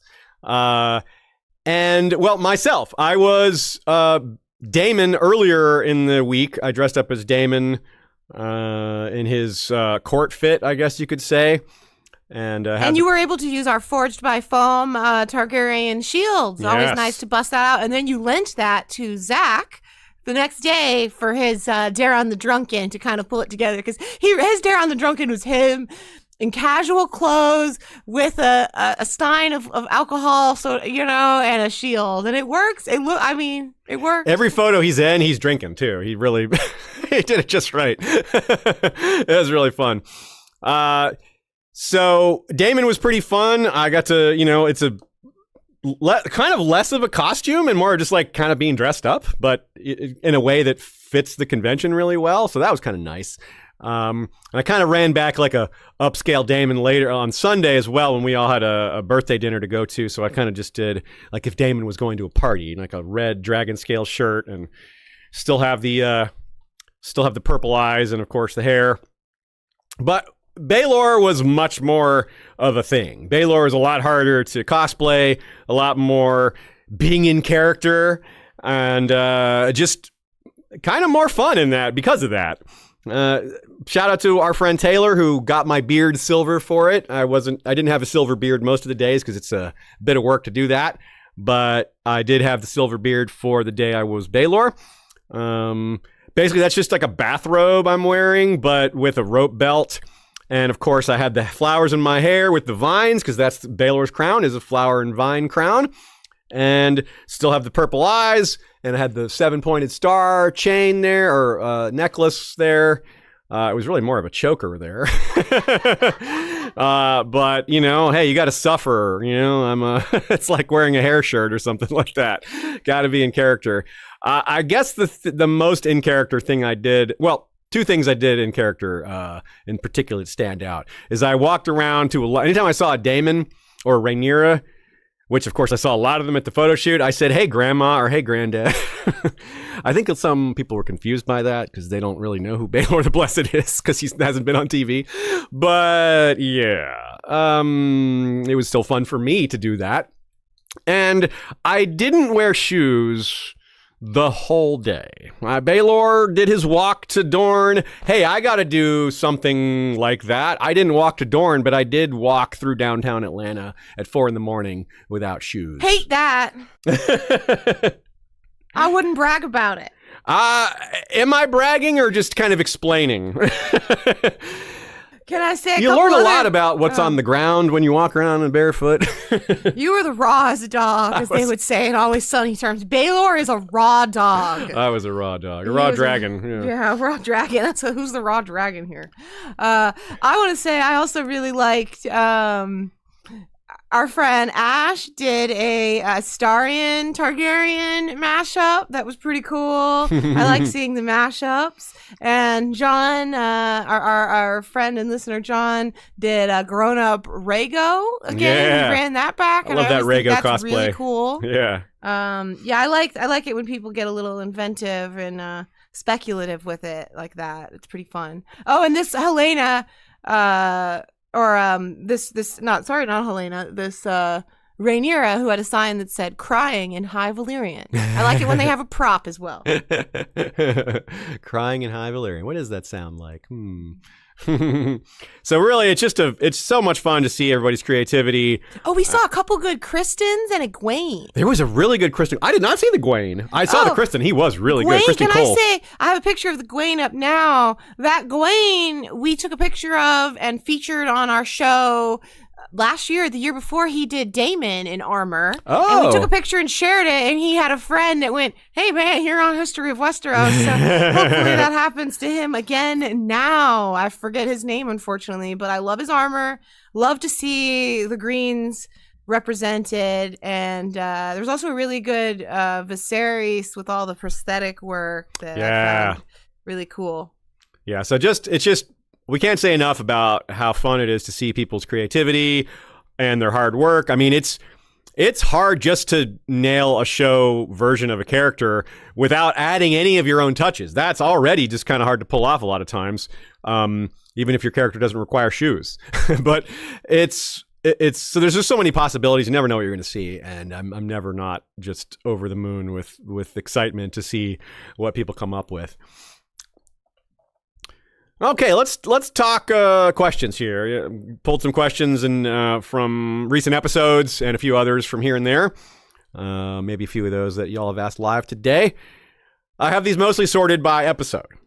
So from Who Knows the Song of Ice and Fire, our most recent episode, besides this one, and a couple of comments there. From John Rowe 1547, he says, I feel the only way to hear the song again is from Tom O'Sevens, maybe as a child in the Riverlands. And what that's referring to is the question, will Dany hear the song that Rhaegar is playing in her dream that she hears in the House of the Undying? And the reason that's significant is because she still hears the music even after the vision of him fades. She's still hearing the music.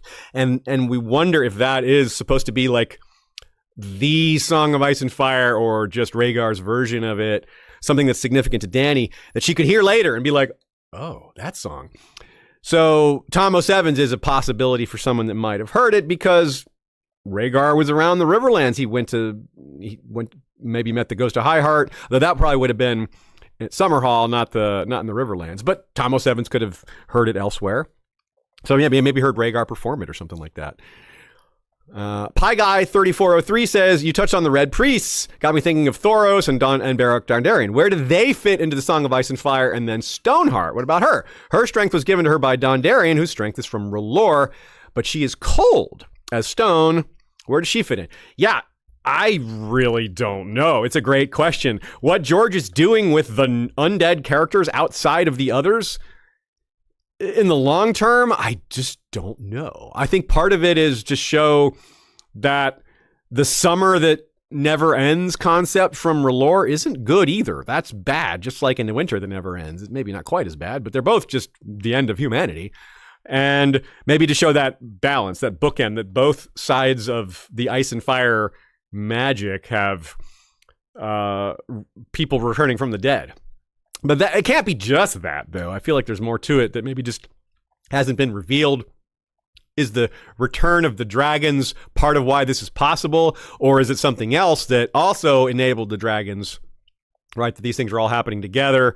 The dragon might be a symptom rather than a cause. That's pretty tricky. Yeah, I'm not really sure. It's a tough question. And it's something that George really keeps close to the chest because he doesn't want to give us a lot of explanations about how some of these things work. He doesn't want to really get deep into the nature of R'hllor. His deities don't directly intervene, right? That's just not how he does it. So, yeah, Stoneheart of all of them is one of the trickiest too because she was originally, George planned this, not this way, but he had Catelyn dying beyond the wall in his original outline.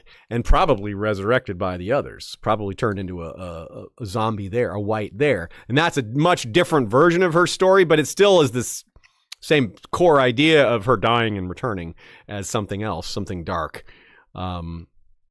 So yeah, I think it's an idea that really grew from its original incarnation. But I can't, if I'm being honest, I don't have takes that I'm really confident in with that regard. I'm really just kind of like, well, we'll have to see. Also from Pie Guy, what other faiths could know about the Song of Ice and Fire? Maybe not by that name, but by some they may call it something else. And how does it fit into their belief system? If so, we could theoretically go through every religion and try to guesstimate how that would work. Like, how does the Black Goat of Qohor, what do they think about the Song of Ice and Fire? That's one where I would think that they don't have much knowledge of it or any knowledge of it. But R'hllor or the House of Black and White, they might have some familiarity, if not a lot of it. House of Black and White, not just from history, but from the fact that Sam just blurted out everything about it in front of faceless Pate.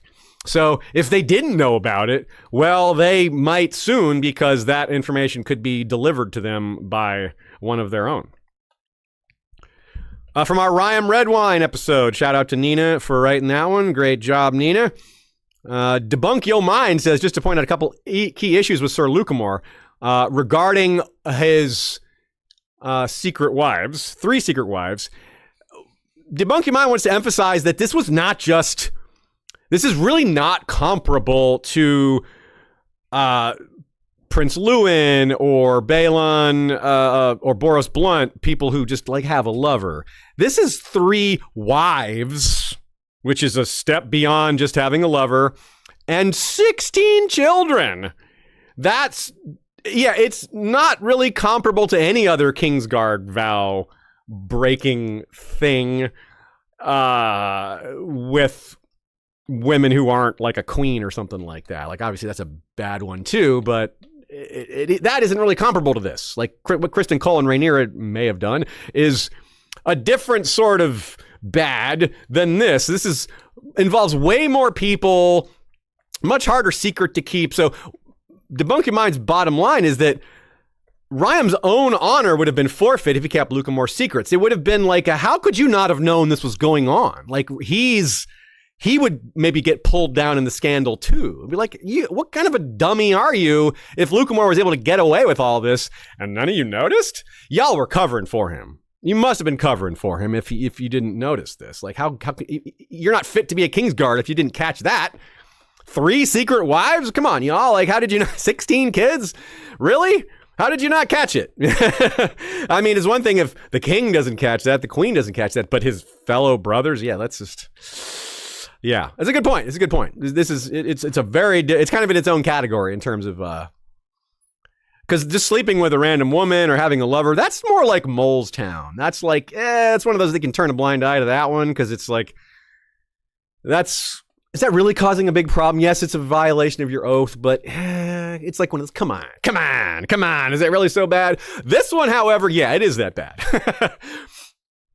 Brandon Lord Baltimore 5182 says, in my humble opinion, Ryan either had feelings for Lucamore's current paramour himself or just felt honor bound to avenge for one of Lucamore's past conquests. Yeah, it might just grate on him if he was like a real stickler for the rules, which we don't know that for sure about him. It's just a valid theory.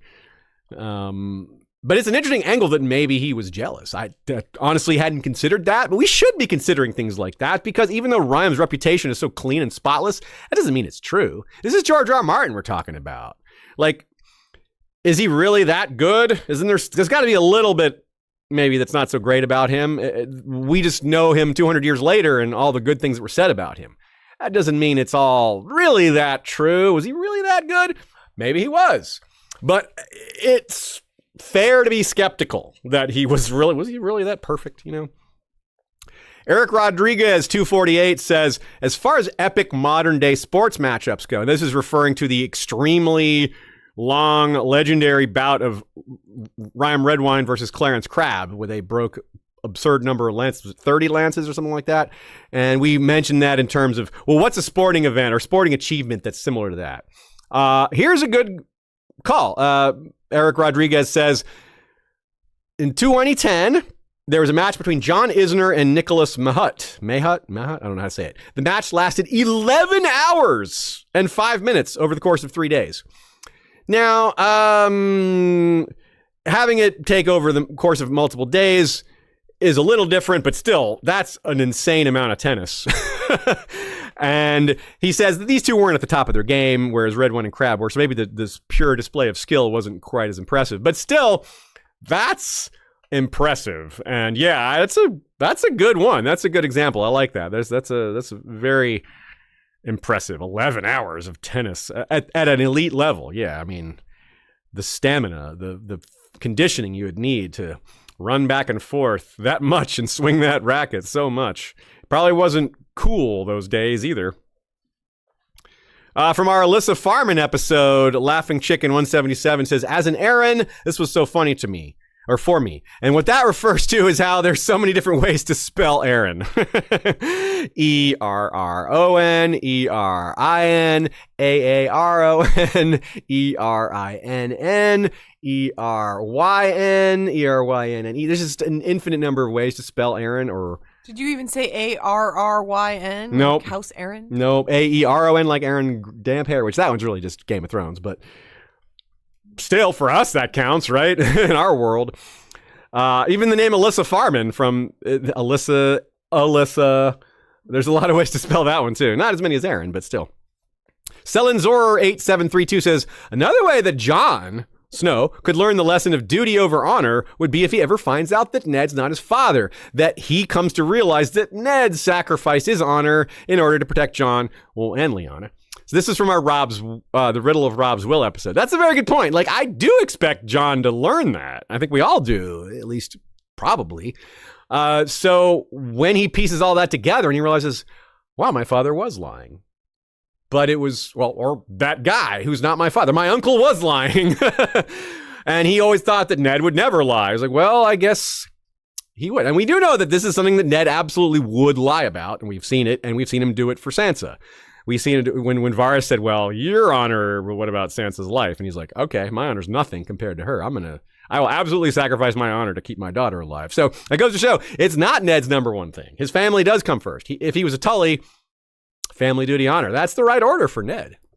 And so if Jon figures that out too, well, that could take him to a lot of places and would help him understand what Ned did for him, and he would very much honor that sacrifice, even though he might be like a little stunned at first to find out that Ned lied about this. He would probably pretty quickly come around to realize that it was a good lie, that it was one of those things that he had a good reason to do.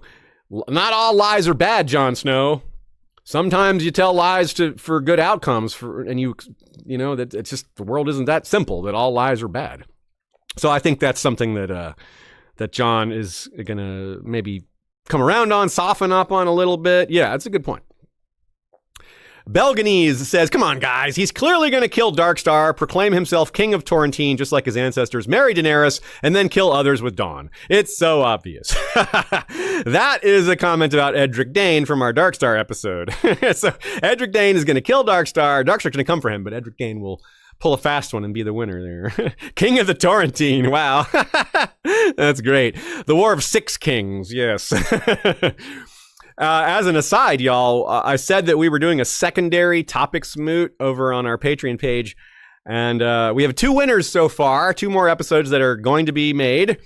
One of them is Edric Dane. Edric Dane has won a topics moot poll, and we're going to make that before the end of the year. The other winner so far is called 3 Baratheon Bastards, and it's an episode dedicated to Gendry, Mia Stone, and Edric Storm. A stupid ID says, I would love the Great Jon to be the one that kills Walder Frey. Yeah, like, Walder Frey is gonna die, most likely. A lot of Freys are probably gonna die. I don't think we should be looking at the TV show and being like, oh yeah, Arya's gonna do it. She might.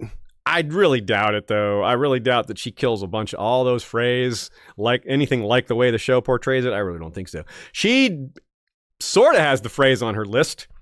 She doesn't know which names to put. She's like, I would put the Freys on my list. I just don't know their names.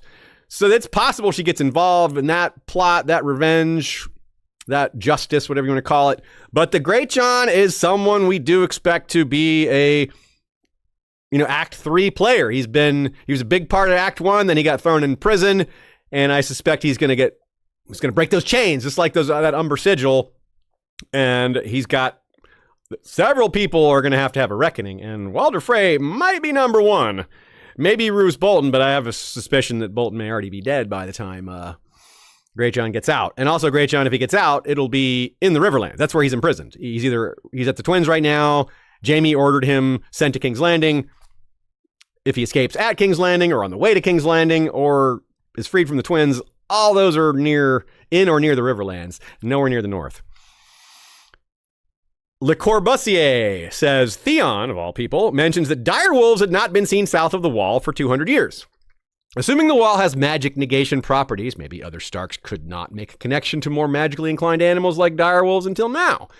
If Bran or Bloodraven tipped Jon off to Ghost, who doesn't make a sound but was heard by Jon, I love that take, that catch, by the way, maybe one or the other, both Bran and Bloodraven, influenced the Stag and Direwolf to go south of the Wall for the kids.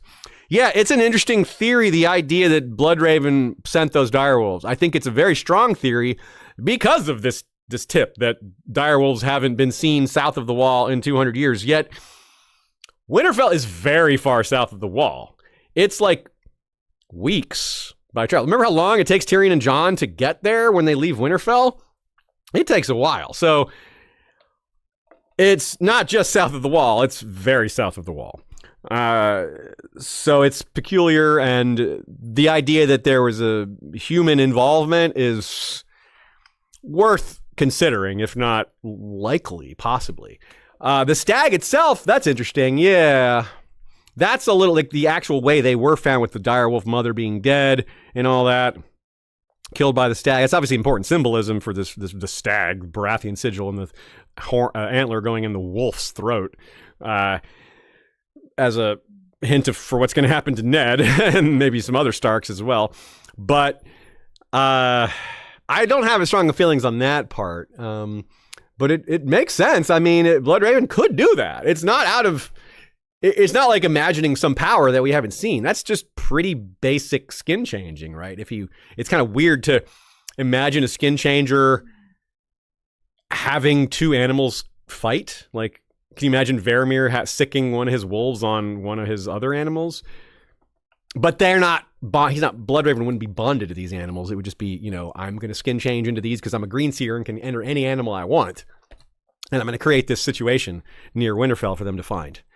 Yeah, I don't think that we should be looking at that as mundane. We also shouldn't assume that it was just Bloodraven and that's it. But I do think it's very likely he was involved. If you take a few questions from the Book of Benjen Stark episode. Well, first one from Ben J. Yeah. Is this Benjen asking about? No. Listening to the Benjen Stark episode, the fact that Mance is at Winterfell during the feast when Robert and Cersei are visiting doesn't make sense. He should be either fighting other leaders to become leader of the Free Folk or looking for that horn, unearthing graves and trying to find that. That's not a bad point. I don't agree with the first part. Because by the time Robert came to visit, Mance was already king of Beyond the Wall. He had already subjugated the other leaders. So that had already happened. So that's in the past.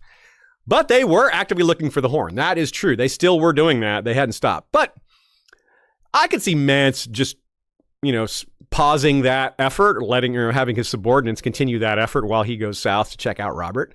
It's not. So I see what you're saying, that there's maybe a little bit of overlap on what Mance is doing here and how could he be doing all this at once. But I don't think it's quite as bad as what you're saying. I think it just requires a little explanation, but it's not I don't think it's like a plot hole or anything. Here's a great name, Toshferatu. Of course, that's a play on Nosferatu, and I assume Peter Tosh, the reggae legend who was had a great solo career after being one of the Wailers, as in Bob Marley and the Wailers. Yeah, I know my reggae a little bit. Not Tosh.0. Could be Tosh.0. I guess it could be that. That might be more likely, actually. I know. I think of Peter Tosh first, even though, yeah, Tosh 2.0 is probably more famous in these days. My head's in the 80s, y'all. Because Peter Tosh definitely more popular in the 80s. So the question is, I have a feeling Benjen is alive, living in a cave like a hermit while secretly watching over important events as they happen. And of course, the nearby Wildling Village children refer to him as Old Ben. Nice Star Wars reference. Yes, because, and he probably calls himself Old Ben, he changed his name, but he still calls himself Stark, right? Because, yes, Ben Kenobi. Oh, what a disguise, boy! That Ben Kenobi, Obi-Wan Kenobi. That's two. There's no way those are connected. Yeah. So he'd be like Ben, Starkish or something like that. I was like, nah, I can't be the same guy.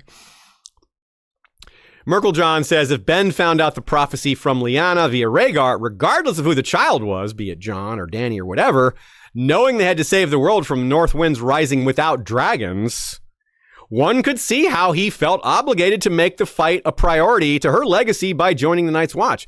That's true. Yeah, if Benjen discovered some things, if Lyanna told him things that Rhaegar was convinced of, which then she would have been convinced of, and Benjen would have been very young and very, as we talked about in the Benjen Stark episode quite a bit, Lyanna and Benjen were very close. The closest pair of those siblings, of all those Stark siblings of that generation. And she had a big influence on him, so she could convince him of a lot. He really looked up to her, it seems like. So if she believed something very sincerely, he would probably believe it too. So I could definitely see this, that she learned things from Rhaegar about the prophecy, passed them on to Ben, and he took that to heart and was like, yeah, well, I should join the Night's Watch. I mean, he was already kind of interested in that. We hear when he was younger, it was already something that he was kind of drawn to. That would explain the last bit of push that he needed. If he was already considering it, and then he finds out there's a supernatural, prophetic reason that his sister, whom he loves and trusts, sincerely believes in, yeah, that would move him. That would definitely have a big impact.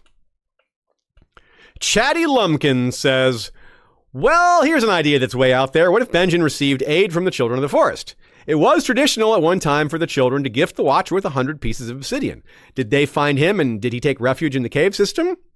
Has he had contact with Bloodraven, who could potentially instruct him or direct him as a previous Lord Commander of the Watch? Is Benjen acting on Bloodraven's orders? And could Benjen be instrumental in Bran and company's escape back to Winterfell? Well, obviously in the show, they had Benjen helping Bran get away.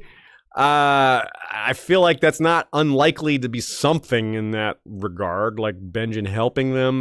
That's not an unlikely way for him to reappear. And I definitely like the idea of considering him being connected to the children in this way, because when we discussed the last hero story, it's not a prophecy, it's a story that feels like foreshadowing, but still is a story. Bran lines up very well with that story about fitting with it. But so does Benjen. He's the second best fit for that. And if we're going to have multiple people that fit Azor Ahai, if we're going to have a couple of people maybe who check off some of the other boxes of the prince that was promised, even if Dany checks them off the best, Jon does a pretty good job too. A couple other characters maybe not as much, but point being, there's a lot of times multiple candidates for some of these prophetic figures, especially Azor Ahai. So maybe there's multiple last hero figures, maybe multiple people fit into that. If so, this theory has a lot of legs. And without knowing what else is going on with Benjen, a lot of thoughts are valid here. There's a lot of valid theories, in my opinion, as to what it could be. Abduction of Lyanna from a couple questions about that one. Adam Zarkowski says, how the news of her abduction spread out to Brandon and others. Related to that, I'm of the opinion that it was none other than Peter Baelish who somehow managed to master a plan to throw a spanner in the works. Is it likely that unknowingly he was the one who started this through all through chaos? He wanted to kill Brandon after losing his duel, and he knew then that in order to beat stronger men, he had to do it another way. That's a good point, because we know that Littlefinger learned, he did think he was thinking like he was in a song or something like that. He was thinking he had to be brave and do all these things, and he learned that life is not a song, and he became very cynical after that. And he was already kind of a shifty kind of dude, very clever, obviously. This isn't, not to take anything away from this, but this theory has been around for quite a while. It certainly makes some sense. It's the part that is tricky is you say it yourself, somehow he did this. The trick is, how did he do this when he was severely wounded and laid up in bed and only about 15 or 16 years old? I wouldn't put it past him. He's so clever, so capable of, as you say, throwing a spanner in the works. But there are some hurdles here, given his age and he wasn't established as some kind of spy master. He didn't have some sort of network of agents. He didn't even have money. So he couldn't have had that because he doesn't have any money to pay people to give him secrets. He's a 16-year-old, foster at Riverrun, of a family that's a favor is being done to them because they're not so big, they're not a really powerful family. He was kind of up-jumped in the first place based on their social mores here. So it's very possible, though, that he found a way to send a message to Brandon or send someone out there with false information or with true information that was just exaggerated. Like, yeah, Lyanna ran away with Rhaegar, but let me treat it like a kidnapping. Let me tell everybody it was a kidnapping. Even if he might not know the truth. He might not know what circumstances Lyanna left with Rhaegar on. He just decided to make up that it was a kidnapping, and that is what fired Brandon up and had predictable results. Because that is predictable. If Brandon is convinced that Rhaegar kidnapped Lyanna, which is what he operated on. We don't know exactly why, but it is what he was thinking happened. He thought that Rhaegar kidnapped Lyanna. So yeah, it's entirely possible that someone gave him that idea falsely, or just pushed him in that direction. He may have started thinking that way, and someone else pushed him the rest of the way towards believing it. Maybe gave him a false clue, just a little something to get Brandon, who's already hot about it, to get him fully aflame and ready to go tell Rhaegar to come out and die. Which, again, is also going to have a predictable result. If you're someone who understands people, you don't have to be that good at understanding people to understand how the Mad King is going to react to having his son and heir threatened. Sam Clons 2 says, my headcanon is that she had a stronger connection with horses than normal.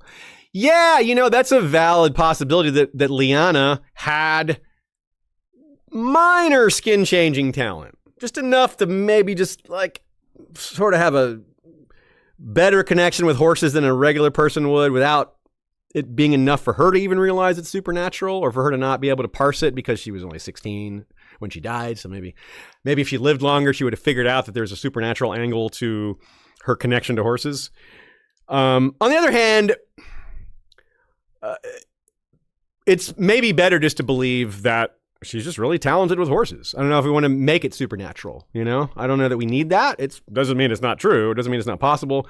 But I personally prefer that she was just really talented and that there wasn't a magical angle here. But I certainly can't dispute the possibility.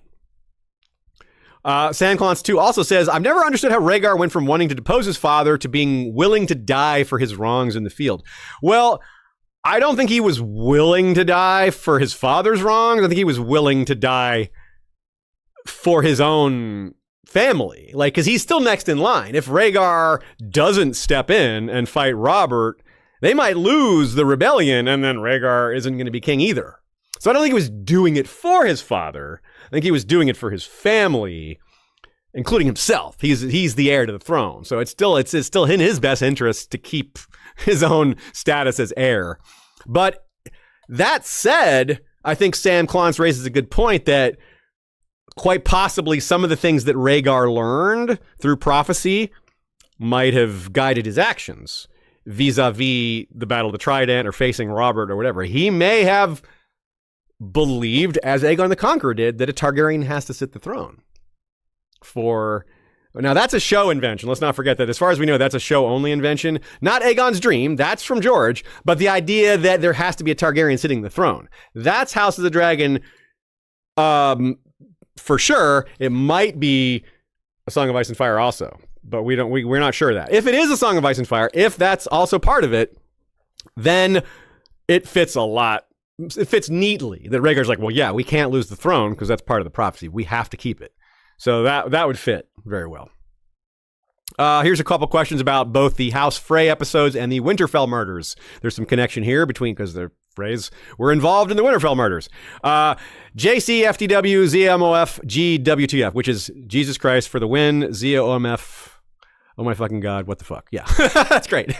All the expressions in once. They got you swearing even. I know, you got me swearing. It's like the first time I did that, right? Yeah, no, you're normally so good about that, and I'm the one who slips up and who I have to censor. Well, the FCC is getting looser these days. Not that we're guided by the FCC at all, but like now you can say the F word like once per movie that's like PG-13. Like, what are we going to use that F word on? They like think about like how are we going to, you only get one. Where are we going to put it? Anyway, the question is, or the statement is, I don't have many theories that I will stand for against all odds. But one of them is that Big Walder will become Lord of the Crossing only for the long night to hit and the Blue Fork to jump its banks, and he is left with a toll bridge and no river. Thus leaving House Frey where they started 600 years ago. I think you mean the Green Fork, but either way, point stands. Yeah.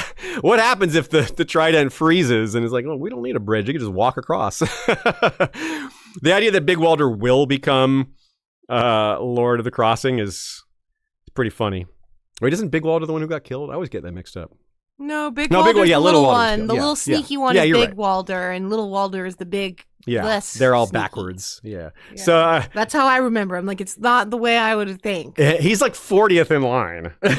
Now, a lot of Freys might die, so maybe he'll go from 40th in line to like 15th in line, and just a Red Wedding 2.0 or something like that. But he may just also not get out of the North alive. Noi Metal 444. Oh, is that Donald Noi Metal? Like the true steel and the bronze and everything? Yeah, that's cool. Here's an alternate theory about who killed Walder. Thinking that maybe Ramsay put him up to it, right? That Ramsay put him up to the murder and threatened him with death if he didn't do it. I can't argue against that. I still think it was Walder killing his own brother. But I also don't know why Ramsay would want to do this. That's my argument against this, is why would Ramsay want to kill this young Frey? What's his benefit? What does he gain from this? On the other hand, Walder killing his own brother also, like, what does he gain from this? He moves up one spot in the line of succession from 40-somethingth to still 40-somethingth. So the motives aren't that clear either way. So I don't know that I can say, oh, Ramsay doesn't have a motive, because neither does the brother doesn't have that strong of a motive either. So it is a little peculiar. So that's a fair point. You don't think he has that strong of a motive? Huh? You don't think Big Walder is that strong of a motive? To kill his brother? Yeah. I think he has a huge motive. What is it? He's just trying to make it. He has to take his shot when he can to make his way up in line. That's the only way he's going to make it, is if he every chance he gets to eliminate someone, he does it. I think that's what he was thinking, is like, he's never going to be Lord unless he kills him. When's he going to have the chance again? Never. Yeah, maybe not. I think it's just this kid is that has the long. He's like, I got to kill 30 more of them, but I got to start now. Yeah, I mean, maybe he's like, I don't have to kill 30 more, but every time one is in I have a shot, I got to kill him, and maybe he kills 10 more, and the rest just get killed. I don't know. I think we have his motive, I guess, clearly. And one tell here is that, or two tells here that Noi Metal 444 points out, is one of them is that Roose remarks that to Theon that Ramsay fights like a butcher, and we're told that Walder was butchered like a hog. I like the wordplay connection there. Obviously, that's not foolproof, but oh yeah, you're right. Sorry, Mitchellania says, "Aren't they cousins?" Yeah, they're not brothers. They are absolutely cousins. They are not brothers. My bad. It's so funny to think about that. They're like nearly the same age. They have the same name. They're from the same family, but yeah, they're cousins, not brothers. So the other clue is that the moments before the corpse is brought in, Ramsay is the one who walks in, is the last one to walk in before that, and he's just buckling his sword belt on. So maybe it's a clue that he had just been up to no good or something like that. It's a decent theory. Yeah. I mean, Ashaya makes a good point that, yeah, it's just him. He's taking his shot when he can, even if he has to take 40 more shots later, or maybe he doesn't. Maybe he only has to take 20 more shots or 10. Either way, yeah. It's not an open and shut case. Let's put it that way. Will Dane says the hooded man in Winterfell, it says he's wearing a hooded cloak flapping behind him. It doesn't say the hood is up. And this is in reference to me saying, he might not be able to identify who the person is because the hood is over, so that would preclude him from necessarily identifying the person on sight. That's a good point. I went and reread the passage. It is not explicit that the hood is up. I would guess the hood is up because it's really damn cold and the snow is blowing around. You would think the hood would be up, but yeah, it doesn't have to be. It's not an automatic. From our Quaithe episode, Aremka87 says, Dany's isn't much of a reader, according to George. That's a good point, and this is in reference to Dany picking up some of the books that she's been given and learning some more about her family, learning more about some of these other things that are relevant to her arc, which George is saying, man, maybe that won't happen because Dany isn't very bookish. Good point. Jay from Nowhere says, perhaps even dragons must sleep refers to the death of the dragons, whether that means they must sleep before being woken again or that they must return to their slumber again. Interesting. Yeah, so certainly metaphorically, the sleeping of dragons, you could say that they were asleep for 150 years, sleeping in stone or whatever. It's maybe stretching the metaphor a little bit, but Bran did see dragons in Ashaya in his dream that looked like they were, they're kind of hidden or concealed or whatever, and you could argue that they were metaphorically sleeping, waiting for their time to return. Because obviously Bran was seeing, if he was seeing actual dragons, then the dragons weren't extinct. But it seems like that was more of a symbolic image or seeing the future. But yeah, I like the idea of slumber, mixing up slumber and death. Maybe they've woken up for this purpose, woken up metaphorically in order to fight the others, and then at the end of it all, they'll be gone again. In reference to Quaithe being so cryptic, Barris Aurelius says one possibility is she might be afraid of being overheard. She might be not in a place where it's entirely secret. She might be worried people are listening to her or spying on her, and thus she speaks in language that maybe isn't so easily understood by people who might be spying on her. Yeah, that makes some sense. And another person, Bite Breadtastic, agrees with this and says, I assume Quaithe talks in riddles because someone else could be listening, and Dany might be able to figure these things out because she has some of the clues where some random listener might not have all the context to be able to figure out what's being said. It's certainly possible. That's a pretty solid idea. I don't have a great answer as to why she talks in riddles. My best guess, as I said during the episode, was that she was trying to get Dany to figure it out on her own. It's a lot to take in if you just say, hey, you, Dany, you're the prophesied savior of the world. Let's go save the world. Like, is she going to believe that? You got to bring her along slowly. That's a lot to put on someone right away. Bron Holler says, also like the Ghost of Highheart, she speaks what she sees rather than trying to interpret and risk interpretation, like Melisandre and Cersei do. They both misinterpret some of their dreams, especially Melisandre. But yeah, Cersei does it too with the Maggie the Frog stuff. But that's a good point, because if you're just trying to give the straight dope, like, this is what I saw in my dream, I'm not trying to interpret it. This is straight up what I saw. You interpret it. That is how the Ghost of High communicates. She says exactly what she sees in her dreams, even when it's really obvious to us what that means. She still speaks directly to what the images are in her dream. She does not translate it. She just says what she sees. So maybe that's what Quaithe is doing too, to a certain degree. But of course, Quaithe isn't giving straight visions and predictions, so there's a little bit of difference between them in terms of what they seem to be capable of. But still, I like the idea. It's certainly possible. Giving the direct take rather than doing the pre-interpretation, so to speak. Magma Frost 13. Magma Frost, that's a good ice and fire name. It seems pretty unlikely to me that Sorella is actually the Sphinx that Aemon was dreaming about. It seems more likely to me that his dream was about the Valyrian Sphinx, which is a dragon with a human head, and the riddle is with regards to the nature of dragons. I agree with that. I do think that there is a mystery behind Alaris the Sphinx, but the whole Valyrian Sphinx idea, the symbol of a dragon with a human head, or even taking that even farther, some of the Valyrian Sphinxes are said to be specifically the product of blood magic, that they were actually creatures that were made in the time of the Freehold. They could have a lion's body, a griffin's head, dragon's scale, all sorts of different weird combos that they would call sphinxes, because the sphinx to them is just it's kind of like a chimera, like a being that has the parts of several animals, and in this case, like supernatural animals. So yeah, absolutely possible. And it's one of the mysteries that really gets me. Like, what the heck is up with Alaris? Like, I really do not get it. I've never heard a theory that I'm like, oh, that's got to be it. I've heard some good theories, and we talked about some of them in that episode, but that's one that really gets me. I just really don't feel like I have a strong guess on that one. Merkel John also says, so that just struck me that Danny says, but my dragons are roaring in the darkness.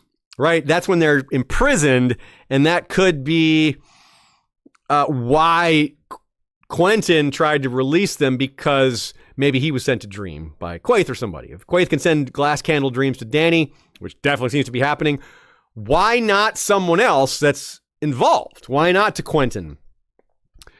The problem with that, which Merkel John acknowledges here in the comment, is that remember that Danny was touched by Quaithe on the wrist, and she felt that later. And we theorized that that's sort of a geotag, like she clocked her, marked her, and could come back to that somehow. Like, I can detect where you are because I geotagged you. If that's the case, she didn't do that to Quentin, so it wouldn't really be as possible. But I like the idea. I like the idea in theory that someone was pushing Quentin to do this. I kind of think there would be clues in his chapters, though, that something else was going on, that something was pushing him. It seems to be he just wants to impress Danny, I think. It feels like the vibe we get. All right, just a couple more and we'll wrap it up here. From the Ragnarok episode, a lot of y'all had fun watching me fail to pronounce Yggdrasil. Yggdrasil. It's Yggdrasil. Someone even spelled it out for me. So there you go. You kept adding another syllable. Yeah, because I've heard other people say it that way, and I couldn't remember exactly how to do it, but either way, I was wrong. So, Dana, the dreamy 9053 says, great video. In German, we have a female sun and a male moon as well. So that's a good example of it's unusual. Most of the time, it's the sun that's male and the moon that's female in most myth traditions, but not all, as we can see here. Dana expands, saying, just talked to my husband about it in the context of Roman languages last week, so your timing was perfect. I guess we got it from the same sources then. You also talked about the Indo-European roots. So what are the pronouns of sun and moon in Farsi? That's a good question. I don't know. That's something we'll have to look up and go a little deeper on. I'm curious now how many other myth traditions or legends would ever have the sun as feminine. Which you would think if the sun is feminine, the moon is masculine. I wonder if there's any that have them both feminine or both masculine. Probably not. But that would be an interesting variation if it was that way. Randomly generated username says, I think it's worth mentioning that Tolkien borrowed from many different mythologies, including Catholicism and the old Anglo-Saxon beliefs, but also in lesser amounts the good old Greco-Roman and in a significant amount the Finnish mythology, which is distinct and separate from Norse equivalent. That I was aware of all of those except for the Finnish mythology. I don't know anything about Finnish mythology. I'm sure there's some connections to Norse mythology because, well, Scandinavia includes Finland and Norse mythology includes pretty much all of Scandinavia. So there might be some overlap there. Something for me to look into more thoroughly at another time. So I'm glad for the tip there. They also add, unfortunately, little remains of the old beliefs of the ancient Britons before the Roman period. But there were, Tolkien had other British epics to lean on. So yeah, it's true. The Romans were pretty thorough in getting rid of a lot of that old stuff. That's why we don't know anything about the Druids for the most part, for example.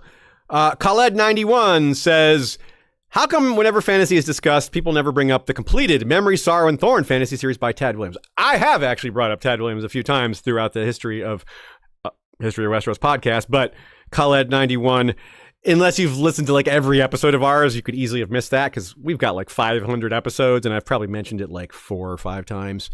But I think Tad Williams does deserve a huge amount of credit for being one of the main inspirations, not just for A Song of Ice and Fire, but for the structure of A Song of Ice and Fire.